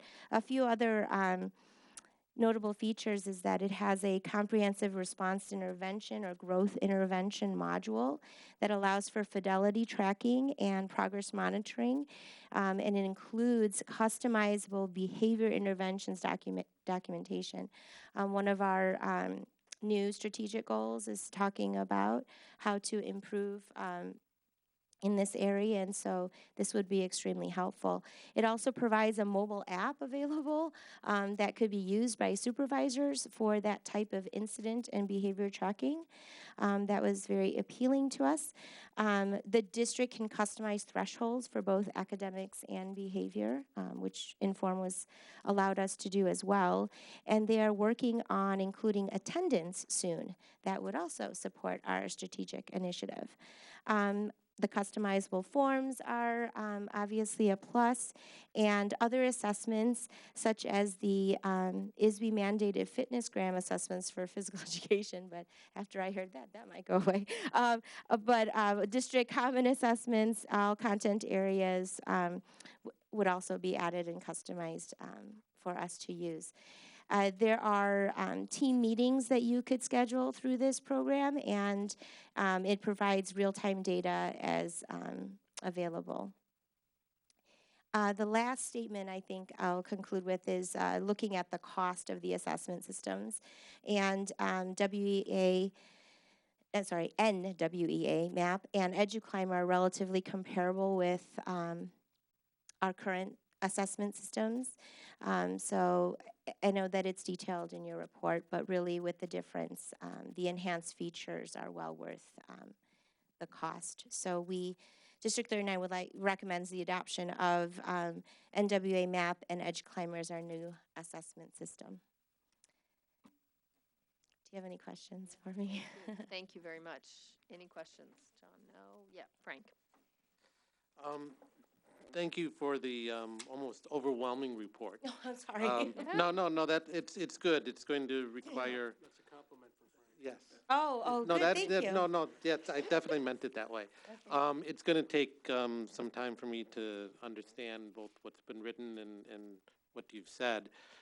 So based on not having that full understanding yet, I had a couple of questions or comments. I know you mentioned the correlation. I'll just, for the last time, say that, when all of our testing scores, when we went to park testing and now this, not having the longitudinal study that we had is unfortunate, but I completely agree with the analysis that this is the right direction. Mm-hmm. So, sometimes you have to do the new thing and then figure out how to, tie it together. So yes. I appreciate the analysis that went into this, and it does seem to make sense from all the data that you had that this is the right time and the right thing to go to.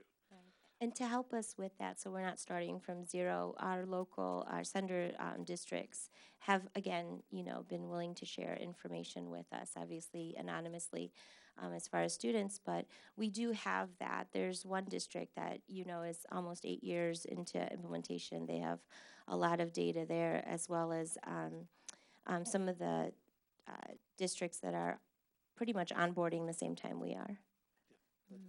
Mm-hmm. So then I had a couple of questions. One of the things that we've spent time on over the last several meetings is the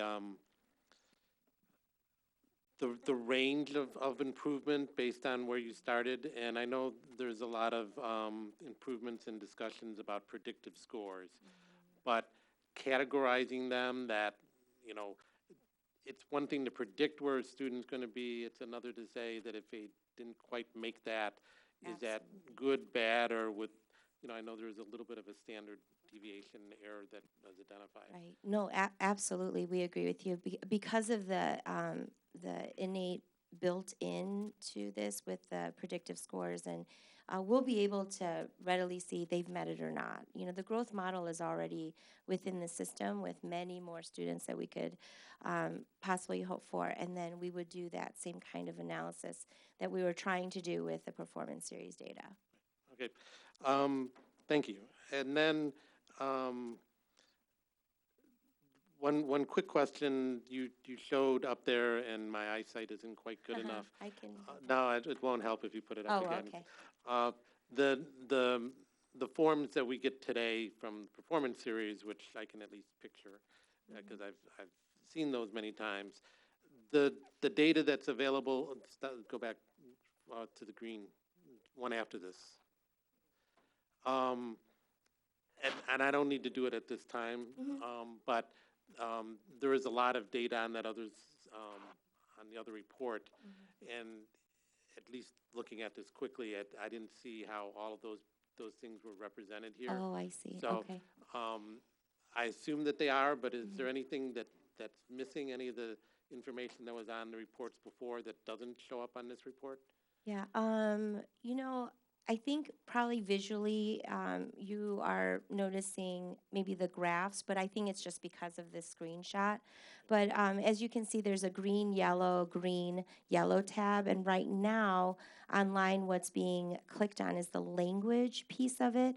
Underneath it drills down into what the RIT scores would be in the different subcategories. Those subcategories align best with our current standards as opposed to just fiction or nonfiction that's in performance series right now. So it's just, so in this report, that's equivalent to what's underneath, I'm sorry if I may.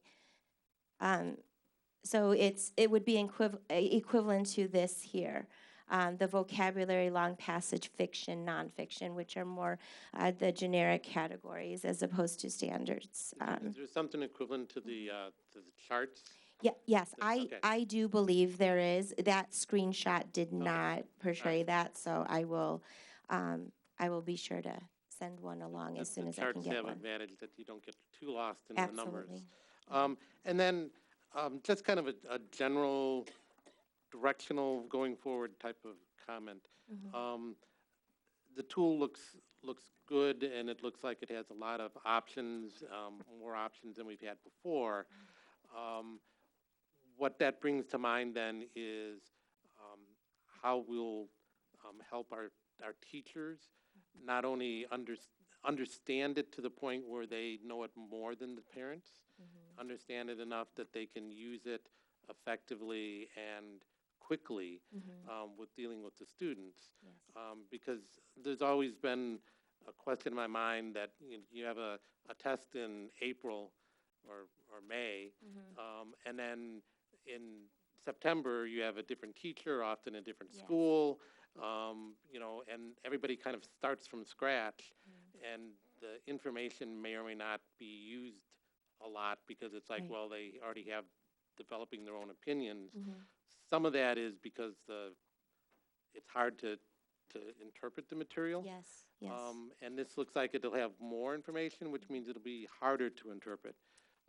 So some kind of training and support for the teachers to use it efficiently. As we transitioned with performance series and training happened, a lot of people don't remember it because it was, so long ago. But definitely there will be a training professional development plan. Interestingly, just to give you a little baseline is, when we shared this with our teachers, so many reacted like, oh, yay, I'm used to this as a parent from a parent perspective. So it's interesting that they have kind of a cursory knowledge of what MAP is and what these scores mean because they've internalized it for what it means for their child. We're going to leverage that and twist it around and show them the back end reports from a teacher perspective and definitely have a plan for providing that next year. Okay, thank you. A lot of good work put into this and a lot of opportunities for the future. Thank you. Thank you. Great. Other questions? I do. Just because you mentioned that NWEA, right, MAP, does not align with Illinois State Learning Standards? Oh, no, it does. Oh, it does? It Okay, I does. thought you said it didn't align with the standards. Right. Okay. Right. No, this one Performance does. series doesn't align as Good, well. okay, that was my clarification. All right. And we care about that, obviously. The difference is, first, this discussion started so we could have a more robust comparison to other districts like ours. Yes. And found that they were using MAP as opposed to performance series. So therefore, we didn't have a direct comparison. So that was our first goal. But now we care about the Illinois Learning Standards, possibly because we're looking for replacement for the park assessment. Thank you. Like Also, we high school's doing. Yeah, and we also like assessments that help us know how are they doing according to those standards that we need to strive for, as opposed to other objectives and goals. Performance series does align in some form. I just Right. wanted to let you know that the way MAP approached it was more holistically complete. I'm completely in support of that, especially if it replaces an additional hope so. assessment. I know that's a whole different issue. But as far as the pilot goes, I don't want to lose that valuable historical data either, but it is something that I think is worth risking to a degree, and it's a compromise or consequence of, because I think the information that we're going to be getting as a result of this next step, should we decide to do that, is far richer than the information we're getting now. Who's doing the pilot? It'll be voluntary. We're going to go across the district at different grade levels and give teachers the option. Oh, okay. We won't duplicate a year, like do park, or not park, performance series and, okay. Okay, any other questions, comments? Thank you very much for your Thank, report. thank you. Okay, on to annual business. The first is the 2018 fiscal year budget calendar and resolution. Yes, each year at this time, the board's required to establish its fiscal year, appoint the superintendent to prepare a tentative budget, and develop a budget calendar. Ms. Buscemi, anything to add? I just wanted to add that a budget calendar is developed to ensure all publications, hearings, and formal adoption of the annual budget are in accordance with state statute. The budget calendar as presented will meet all of the state's requirements. Okay, thank you. The second is the January special education child count. Yes, this year, District 39 supports 506 students with IEPs. This is an increase from January of last year, and a growth especially noted in areas of learning disability, other health impairments, and developmental delay. With 13.81% of our students receive special education services, this is actually comparable to state averages. However, this is high for District 39. Families appear to be moving into our school system seeking our programs for special needs. And Dr. Thrasher has this report. Thank you. As Dr. Lechner mentioned, we do have 506 students that are receiving special education services through District 39, and this is an increase from our previous 6 years. And this chart reflects our numbers going back to 2010. As our special education numbers increase, so has the percentages of students with IEPs when compared with total student population. When you consider early childhood to 8th grade, that's where we get the 13.81% of our students having IEPs under one of the 14 possible categories. When you remove early childhood, the percentage of kindergarten through 8th grade is 12.31%. We also track disability eligibility and analyze the numbers looking for trends. In tonight's presentation, I'll be reviewing the historical data for learning disabilities, speech and language, autism, developmentally delayed, and other health impaired. Learning disability is one of the areas where we have seen an increase. I'm exploring the reasons for this increase. I'm investigating the trend of learning disability identification by building. I'm analyzing if there's been a change, if students have changed from the DD eligibility once they turn 9 and now have the learning disability diagnosis. I'm also looking at how many of the students have moved into our district and received a learning disability diagnosis. We are also examining our RTI programs and curriculums to ensure the integrity of use, the impact on student growth, and that they are addressing the skill deficits. For speech and language, the number of students qualifying is pretty stable. We saw a decrease from 2011 and 2012 when the developmental delayed eligibility could extend until the age 9. That's something I presented in the past.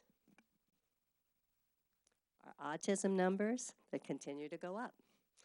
We do believe families are moving to Wilmette for our services that we offer to our students with more complex needs. For developmentally delayed, this eligibility covers from ages 3 to 9. So most EC students receiving services, they are under the eligibility of developmental delayed. And then many students that are identified kindergarten through 2nd grade also receive this category to receive services. Other health impaired covers some medical conditions like ADHD and even some of the anxiety disorders. We're currently not seeing much fluctuation with this category. This chart lists the 14 categories of disabilities, and as you can see, there continues to be gender differences in each category, even the ones where the condition might be congenital in nature, which I don't know why. So this is a natural trend, however. For example, you know, if you look at deaf or visual impairment, I'm not sure why, you might see in our district more boys than girls. Our out-of-district students include those who do not attend our 6 schools. So this is students with individual service plans at St. Francis and St. Joe's, students receiving early childhood speech and language therapy here at the MEC, and students that are placed in therapeutic schools. We have had an increase of students receiving service plans at St. Francis, and this is not reflective of students that are being outplaced. So in summary, District 39 continues to offer a continuum of special education services to meet the needs of our students with IEPs. Our inclusive programs, co-teaching, collaboration, response to intervention efforts, and related services combine to meet the needs of our learners where families are choosing to move to District 39. At this time, I'll answer any questions that you might have. Board members, Kimberly. Are you noticing any trends in terms of the age at which students who have IEPs are moving into our district? Yes. Currently, especially this year, we, in our full-day early childhood program, we now have 14 students into that class, which is higher than it's ever been. We have 2 teachers supporting that. Usually we would have 4 to 6 students. So they are, this year in particular, they're coming in. We also see early elementary students coming in, and then we see from 4th to 5th grade. That's where you're seeing a bump from in that 4th and 5th grade year of move-ins. Move-ins. That's okay. And in looking at the longitudinal data that you have on the chart, page 5, you know, certainly our numbers are up from the immediately preceding 3 or 4 years, but aren't necessarily significantly up from the years of 2011 and before then. The numbers that seem to be certainly increasing are developmental delay and autism. And markedly down, though, and continuing to go down is speech and language. And I'm just wondering what your thought are. I mean, we're significantly down. Is it just legislative related? Well, again, I think it's related to the developmental delay eligibility. Before, students that might enter kindergarten to receive services, they would be qualified under speech and language. Now they can go developmental delayed until age 9, so that's giving us a little bit of time to work with children with special ed staff and services, but then after age 9, they might change their disability to learning disabled. I understand. Okay, thank you. That helps understand the trends. Okay, thank you. Any other questions? Frank? I know it's probably hard to put a number on this, but is there any way of identifying, I mean, what incremental costs we might be having because the numbers have gone up? I mean, they went up 10% or so from last year. Does that mean we had, you know, 2 more aides and another teacher? Or, I mean, what costs have been accrued because of that increase? Our assistants, our parapro assistants have stayed stable. the past several years. We did increase staff, our learning behavior specialists this year. We also increased our psychologist and speech and language because of the numbers. So about 3, I think it's more than that, but I can get you the exact number. right, so if there's a trend here, it adds up to noticeable amount of money. To provide the service for the students. Just like whenever we get more gen ed students, we also have to increase teachers when we break section. I'm not exactly sure how many sections we broke this year, but I think we did break some sections as well and added staff.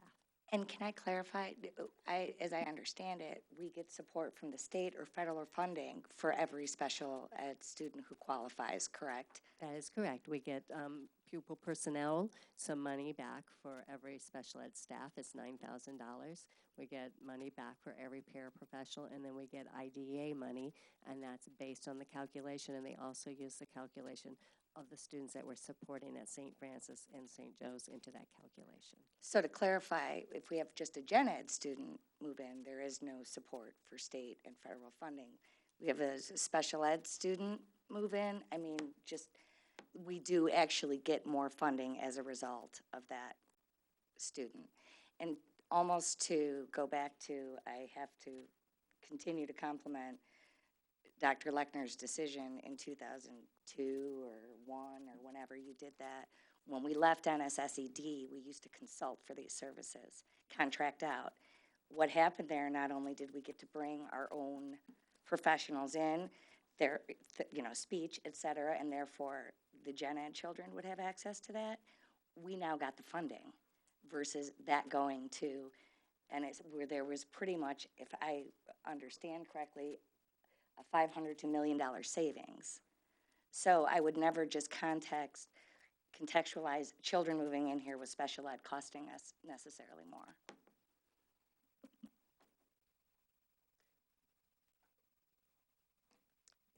Any other questions? Thank you very much for your report.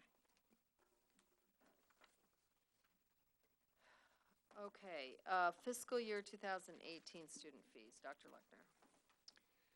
Yes, as reviewed at the School Finance Committee meeting, instructional fees are remaining the same except for grades 5 and 6, which you heard earlier this evening. That will include a $10 increase to cover insurance for the iPad program. All other activity fees have increased slightly due to labor costs associated with our new WEA contract, as well as to reflect a portion of the credit card processing fees. So we will not be charging credit card processing fees for lunch or any of the other student activity fees we offer. Gail Buscemi has this report. As Dr. Lechner just stated, all instructional material fees for fiscal year 17 and 18 will remain at their current levels, except for grades 5 and 6 for the insurance and the iPads. The $4.95 processing fee will be charged for online payments of instructional material fees only. Parents will still have the option to pay by check or cash to avoid this processing fee. This year, we had a very successful pilot eliminating the credit card processing fees for lunch payments.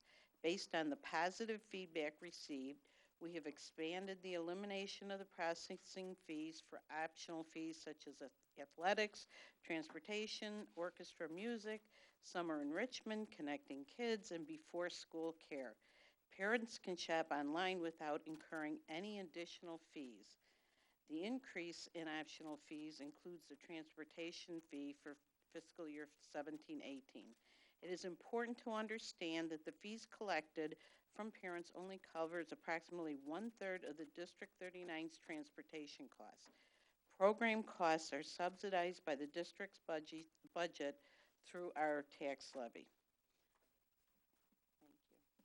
Thank you. The 2017. Wait, I just want to clarify something with that. It's just a personal thing. No, it's okay. No, and I understand why you say it.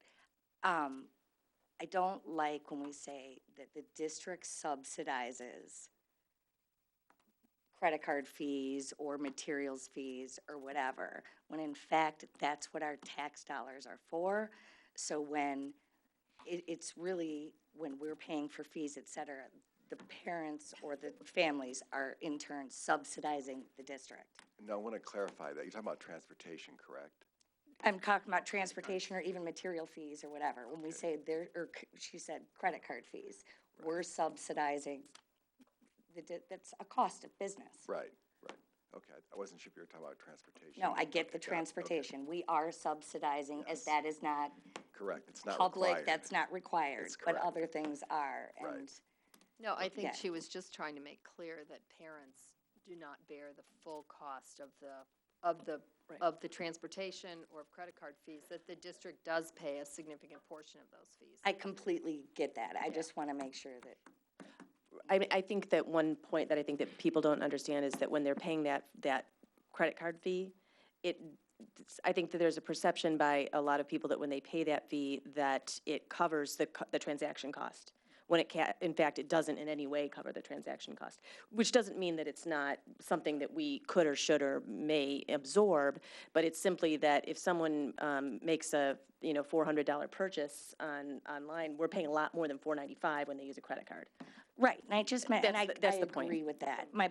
But when we're encouraging credit card purchases, and that's what we'd prefer as a district because it alleviates checks getting lost or whatever, it's a cost of business. So when we say, and you don't have to pay for all that, I get a little like, well, I shouldn't because you want me to do it. And so that's where I am. I agree, but I think that it's important that parents understand that we're not making money off of the $495 fee. Because I hear that.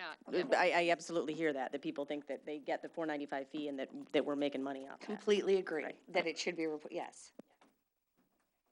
Okay, great. Any other comments? Okay, let's move on to the 2017-18 school calendar. For me, this one's kind of exciting. Based on your feedback from last month, you asked to see if we could move the start of the school year after Labor Day. And I've been in the district 18 years. We've been trying to achieve this whole time, and we're finally able to do it. We're moving it back 2 days, because we were 2 days before Labor Day, so now we're just moving the school year back 2 days. And we are, for the first time in a very long time, at least in my tenure, able to start Labor Day, school after Labor Day.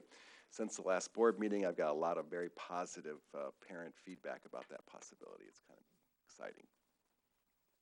Yep, go ahead. I just wanted to address, I've received several comments, calls, et cetera, from parents who were interested in having the start of the school year align better with New Trier's start date. We're just not starting as late as New Trier, but we are at least starting after Labor Day. But there certainly are also some people that are concerned about starting at a very late date. And what I wanted to try to focus on was I did look at the past start dates over the past 6 years. And we are, as you indicated, really talking about a difference of 2 to 3 weekdays of a difference. So instead of starting on the Thursday before Labor Day, we're starting on the Tuesday after Labor Day. And even last year, for example, we started last year. We started on the Wednesday before Labor Day. Before that was the Thursday before Labor Day. Wilmette Park District camps. There's always been a little bit of a fill-in need there, and my understanding is there are some discussions going on with the Park District about filling in potentially for folks. But the gap that we're talking about by bumping it to Tuesday is really, versus previous years, only a matter of a few weekdays. It's not a matter of 2 weeks, for example. In addition, I think, if I'm understanding this correctly, because Labor Day is so early, we're starting 2 days before the Labor Day weekend. In the past, it would be approximately the same date, but it would have been a week and a half before Labor Day. So it's really With Labor Day being later in September. Understood. And then looking at the end of this school year, we also looked at the actual last day of the school year over the last 5 or 6 years. And again, we're talking about a matter of a couple days difference. And in the previous years, we've ended really in that second full week of June.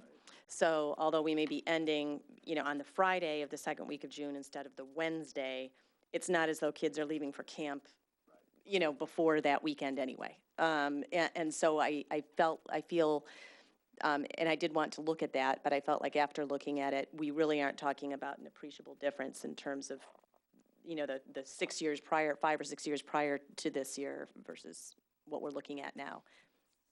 I just want to add one last thing, is that I'm really excited about this. I don't know that it's sustainable, though. And when we talked at our last board meeting was simply that there are many parents and families who have students at both District 39 and New Trier who, if possible, would like to have those start dates align. So for vacation purposes and that kind of a thing. And if we're starting the day before Labor Day weekend, just so that we can be off Labor Day weekend, it can be frustrating. Right, so we're glad to be able to help this year. Okay. I Tracy. just have a couple follow-up questions on that. Kimberly talked about pretty much everything I was going to ask, but what are the discussions you've been having with the Park District? Yeah, we've been, they're always anxious to know when every year they get our calendar, so when they can align their summer programs with our start and end time. So they believe that they can, I mean, it doesn't sound like it would be, like, fast forward to the next summer, that would affect really camp starting as before, Yeah. because it always started that Monday after. Right. But at least for this summer, has it bumped up a little bit? Like, I mean, are they able? Yeah, they may have to extend their program a week. Okay. There's a possibility of that. And I will tell you that parents love it when school ends and camps begin on Monday. I get that request every year. I get, no, but I mean, we also had, working parents and saying, again, 2 days is 2 days. It's far different than a week or a half week. And if the Park District can accommodate that, and the question was, they were worried because the Park District workforce often leaves mid-August as a result of college. Is there going to be that daycare or that option? And I'd really like for it not to cost anyone any money. But in the sustainability thing, I assume we're doing this obviously to align with New Trier. And the only reason New Trier is doing this right now is the construction project, and we anticipate that they're going to go back. So will we be consistent in wanting to align with the New Trier? Yeah, we really don't have a whole lot of choice because we look at when their summer school begins, and then we work backwards. Okay. It really is. We have to be aligned to New Trier. I just want, if we have the opportunity next year to be talking about a start after Labor Day, but New Trier starting the week before, and people like that start after Labor Day, we have to be consistent in our. Right. So okay, perfect. Okay, great. No more discussion? Okay, good. Let's move on to board policy review. The first is the second and final readings of many policies. Yes. Policy questions shared at the last board meeting in December were addressed, and the attorney approved the changes that are included here. The policies with the changes are presented for your second read. Dr. Glowacki, anything to add about that one? Just a reminder that policy 7:110 on student transfers is being recommended for deletion because the information is now incorporated into two policies, 7:30 and 7:50. So just wanted to highlight that. Great, okay. Any comments from board members? Tracy? I do. I have a question about the search and seizure. I believe this was my question from the last board meeting. Is there a requirement to notify parents if property is seized? And the answer from our lawyers is that the statement in the policy is a restatement of the law. There is no legal requirement to notify parents. Thus, even if it is the district practice to notify parents when evidence is seized and impounded, it does not need to be expressly stated in the policy. Is there a law that says parents can't be notified? No, we notify parents. That's our practice. Okay, why won't we put that in the policy?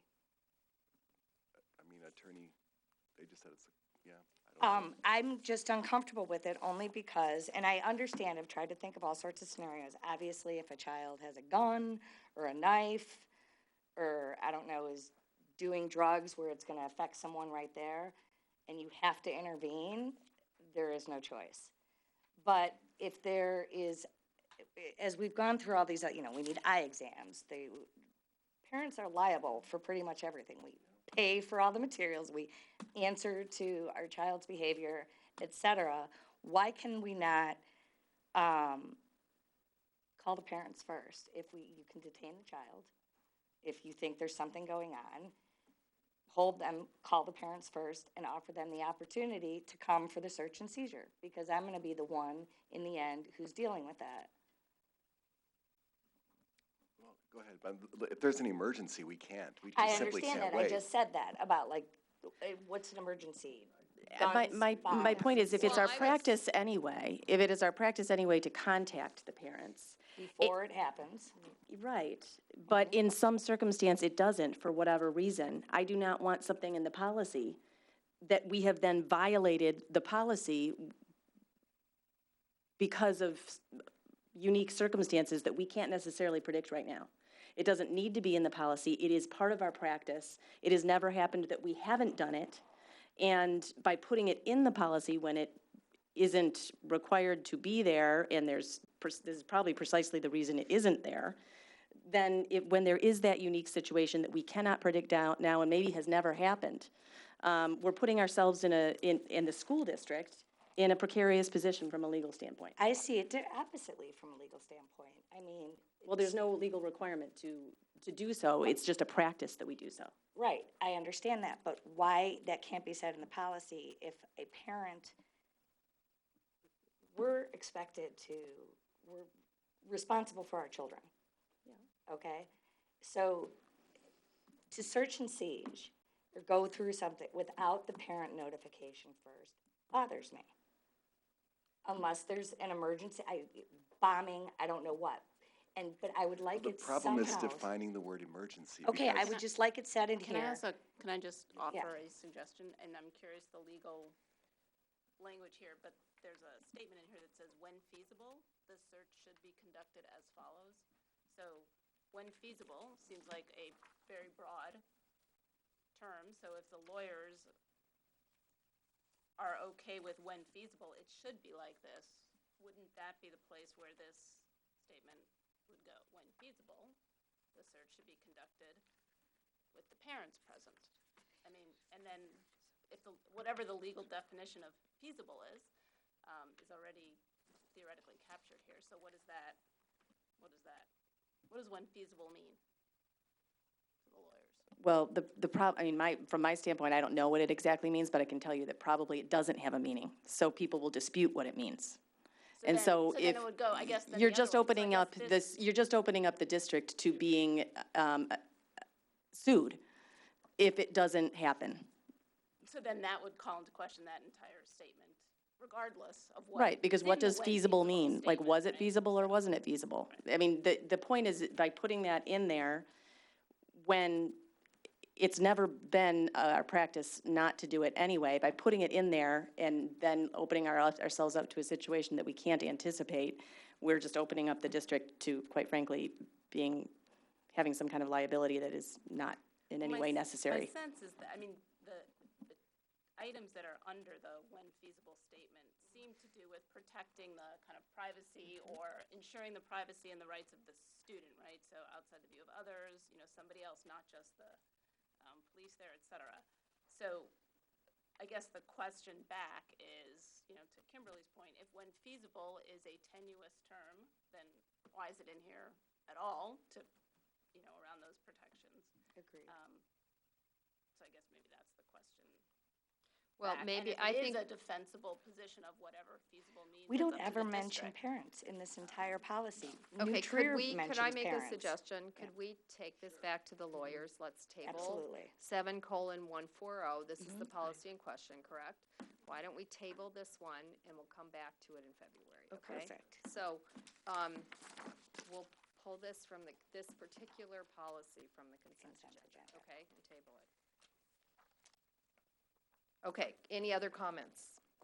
Okay, let's move on to, I think our final board policy review is a resolution authorizing the regulation of expense reimbursements. Yes, with the passage of Public Act 99604 this summer, local government agencies everywhere were required to do two things. First, they have to revise their board policy regarding board member expenses, and you saw that for second read tonight. And then second, we have to establish a maximum allowable reimbursement for travel, meals, and lodging. At the School Finance Committee meeting, we discussed the proposed resolution indicates a maximum reimbursement not to exceed $3,500 per person per event for travel, meals, and lodging. Requests exceeding that amount must be approved through the board at a roll call vote, and this is also aligned with what township schools are doing. Was there anything to add, Dr. Gleck? Take it beyond the township to North. Yeah, actually, we took it across North Cook, yes. Thank you. Any comments, questions? We discussed this in the Finance Committee. Okay, this is the second opportunity for audience presentations. Are there any members of the audience who would like to address the board at this time? Seeing none, let's move on to our consent agenda. Are there items that the board would like to pull from the consent agenda? Yes, please. I'd like to pull the personnel report from the consent agenda. Okay, great. And I would like to pull policy 7:140. So, Ms. Levine, will you please proceed with the consent agenda? Okay, I move that we adopt the attached resolution establishing the school district 2018 fiscal year and direct the superintendent to prepare a tentative budget and approve the attached budget planning calendar as written. I move that we approve the fiscal year 2018 student fees as contained in Exhibit A of this report. Move that we approve the 2017-2018 District 39 school calendar. Move that we approve the attached resolution authorizing the regulation of expense reimbursements. Move that we ratify a settlement agreement between parents of student 15632 and District 39. And I move that we approve a second and final reading of revised Board of Education policies 2:125, board member expenses, 2:150, board committees, 5:60, expenses, 7:100, health, eye, and dental examinations, immunizations, and exclusion of students, 7:130, student rights and responsibilities, 7:150, agency and police interviews, 7:160, student dress, 7:170, vandalism, and 7:185, teen dating violence prohibited. Move that we approve a second and final read deletion of policy 7:110, transfers. Move that we approve to dispose of executive session audio recordings pursuant to district policy for the following dates: May 15th, 2014, June 9th, 2014, January 26th, 2015. Move that we approve the accounts payable for bills listed between December 13th, 2016 and January 23rd, 2017 in the following amounts: Educational Fund, $331,689.95. O&M Fund, $180,703.65. Debt Service, $120,830. Transportation Fund, $99,424.02. For total all funds of $732,647.62. Move that we approve the manual checks issued between December 13th, 2016 and January 23rd, 2017 in the following amounts: Educational Fund, $916,171.59. O&M Fund, $82,230.70. Transportation Fund, $140.52. Tort Fund, $673.42. For a total all funds of $999,216.23. Thank you. May I have a motion? May I have a second? Second. Thank you. The motion has been moved and seconded. Is there any discussion? Any discussion? About the consent agenda? About, yes. Oh, excuse me. No, none. Sorry. Excuse me, I'm ahead of myself. Okay, no discussion. Would the clerk please call the roll? Yes. Yes. Yes. Yes. Yes. Yes. Okay, the yeses have it. The consent agenda is approved. Now, may I have a motion to approve the personnel report? So moved. Thank you. May I have a second? Second. Great. The motion's been moved and seconded. Is there any discussion? Yeah, I'm going to be a no vote on this personnel report, and it's primarily because I don't agree with the terms of the resignation agreement listed on this report for Jean Kong. Okay, thank you. Is there any other discussion? Okay, seeing none. Would the clerk please call the roll? Yes. Yes. Yes. Yes. Yes. Did you need to call me to say no? Or did you? Okay, no. Okay, thank you. Okay, so the yeas have it, and the personnel report is approved. Now I'd like to move on to ask for a motion to approve Policy 7:140. So if you, for clarification, if you would like this reviewed by our attorney to see if we should insert parent consent, or parent, notifying a parent, you would vote no on approving 7:140. May I have a motion, please? Yeah. And then we'll bring it back for third Then read. we'll bring it back for a third read. Right. Can I, sorry. But I think the question became a little broader about that entire Section. Yes. subparagraph. Yeah, we're going to Okay. take a broader look. Okay, at Also, that. can we clarify, we're talking about advanced parental notice? What are we talking Not about? advanced. Let's send it back for attorney review to talk about parental notification and the entire Section about when section. feasible. About What does that feasibility. mean? What does Feasibility. feasibility mean? Or if there's another way in which we can word it, that's Okay. different. Okay, is that acceptable to everybody? Okay. So, may I have a second for the motion, please? Second. Great. Would the clerk please call the roll? Yes. No. No. No. No. No. Okay. The noes have it, so we will bring the report, we will bring that policy next meeting. Okay, so now we're going to move on to conference items. Is there any old business? None? Any new business? None? Good and welfare? I have one good and welfare. We have a first grade student, Nate Butkus, at Central School, who will be on the Ellen Show tomorrow. So everyone tune in to NBC at 3 o'clock. Nate is a pretty brilliant little guy. He has started a science podcast last year. It's called The Show About Science. And so far he's recorded 23 episodes, and he interviews famous scientists. So kind of fun to look him up on the internet too, and check out his podcast. But if you're interested, please tune in to Ellen tomorrow. So now I'd like to seek a motion to adjourn the regular meeting of the Board of Education. So moved. May I have a second? Second. Okay, motion having been made and seconded. All those in favor, please indicate by saying yay. Yay. Okay. We're adjourned. Thank you for attending.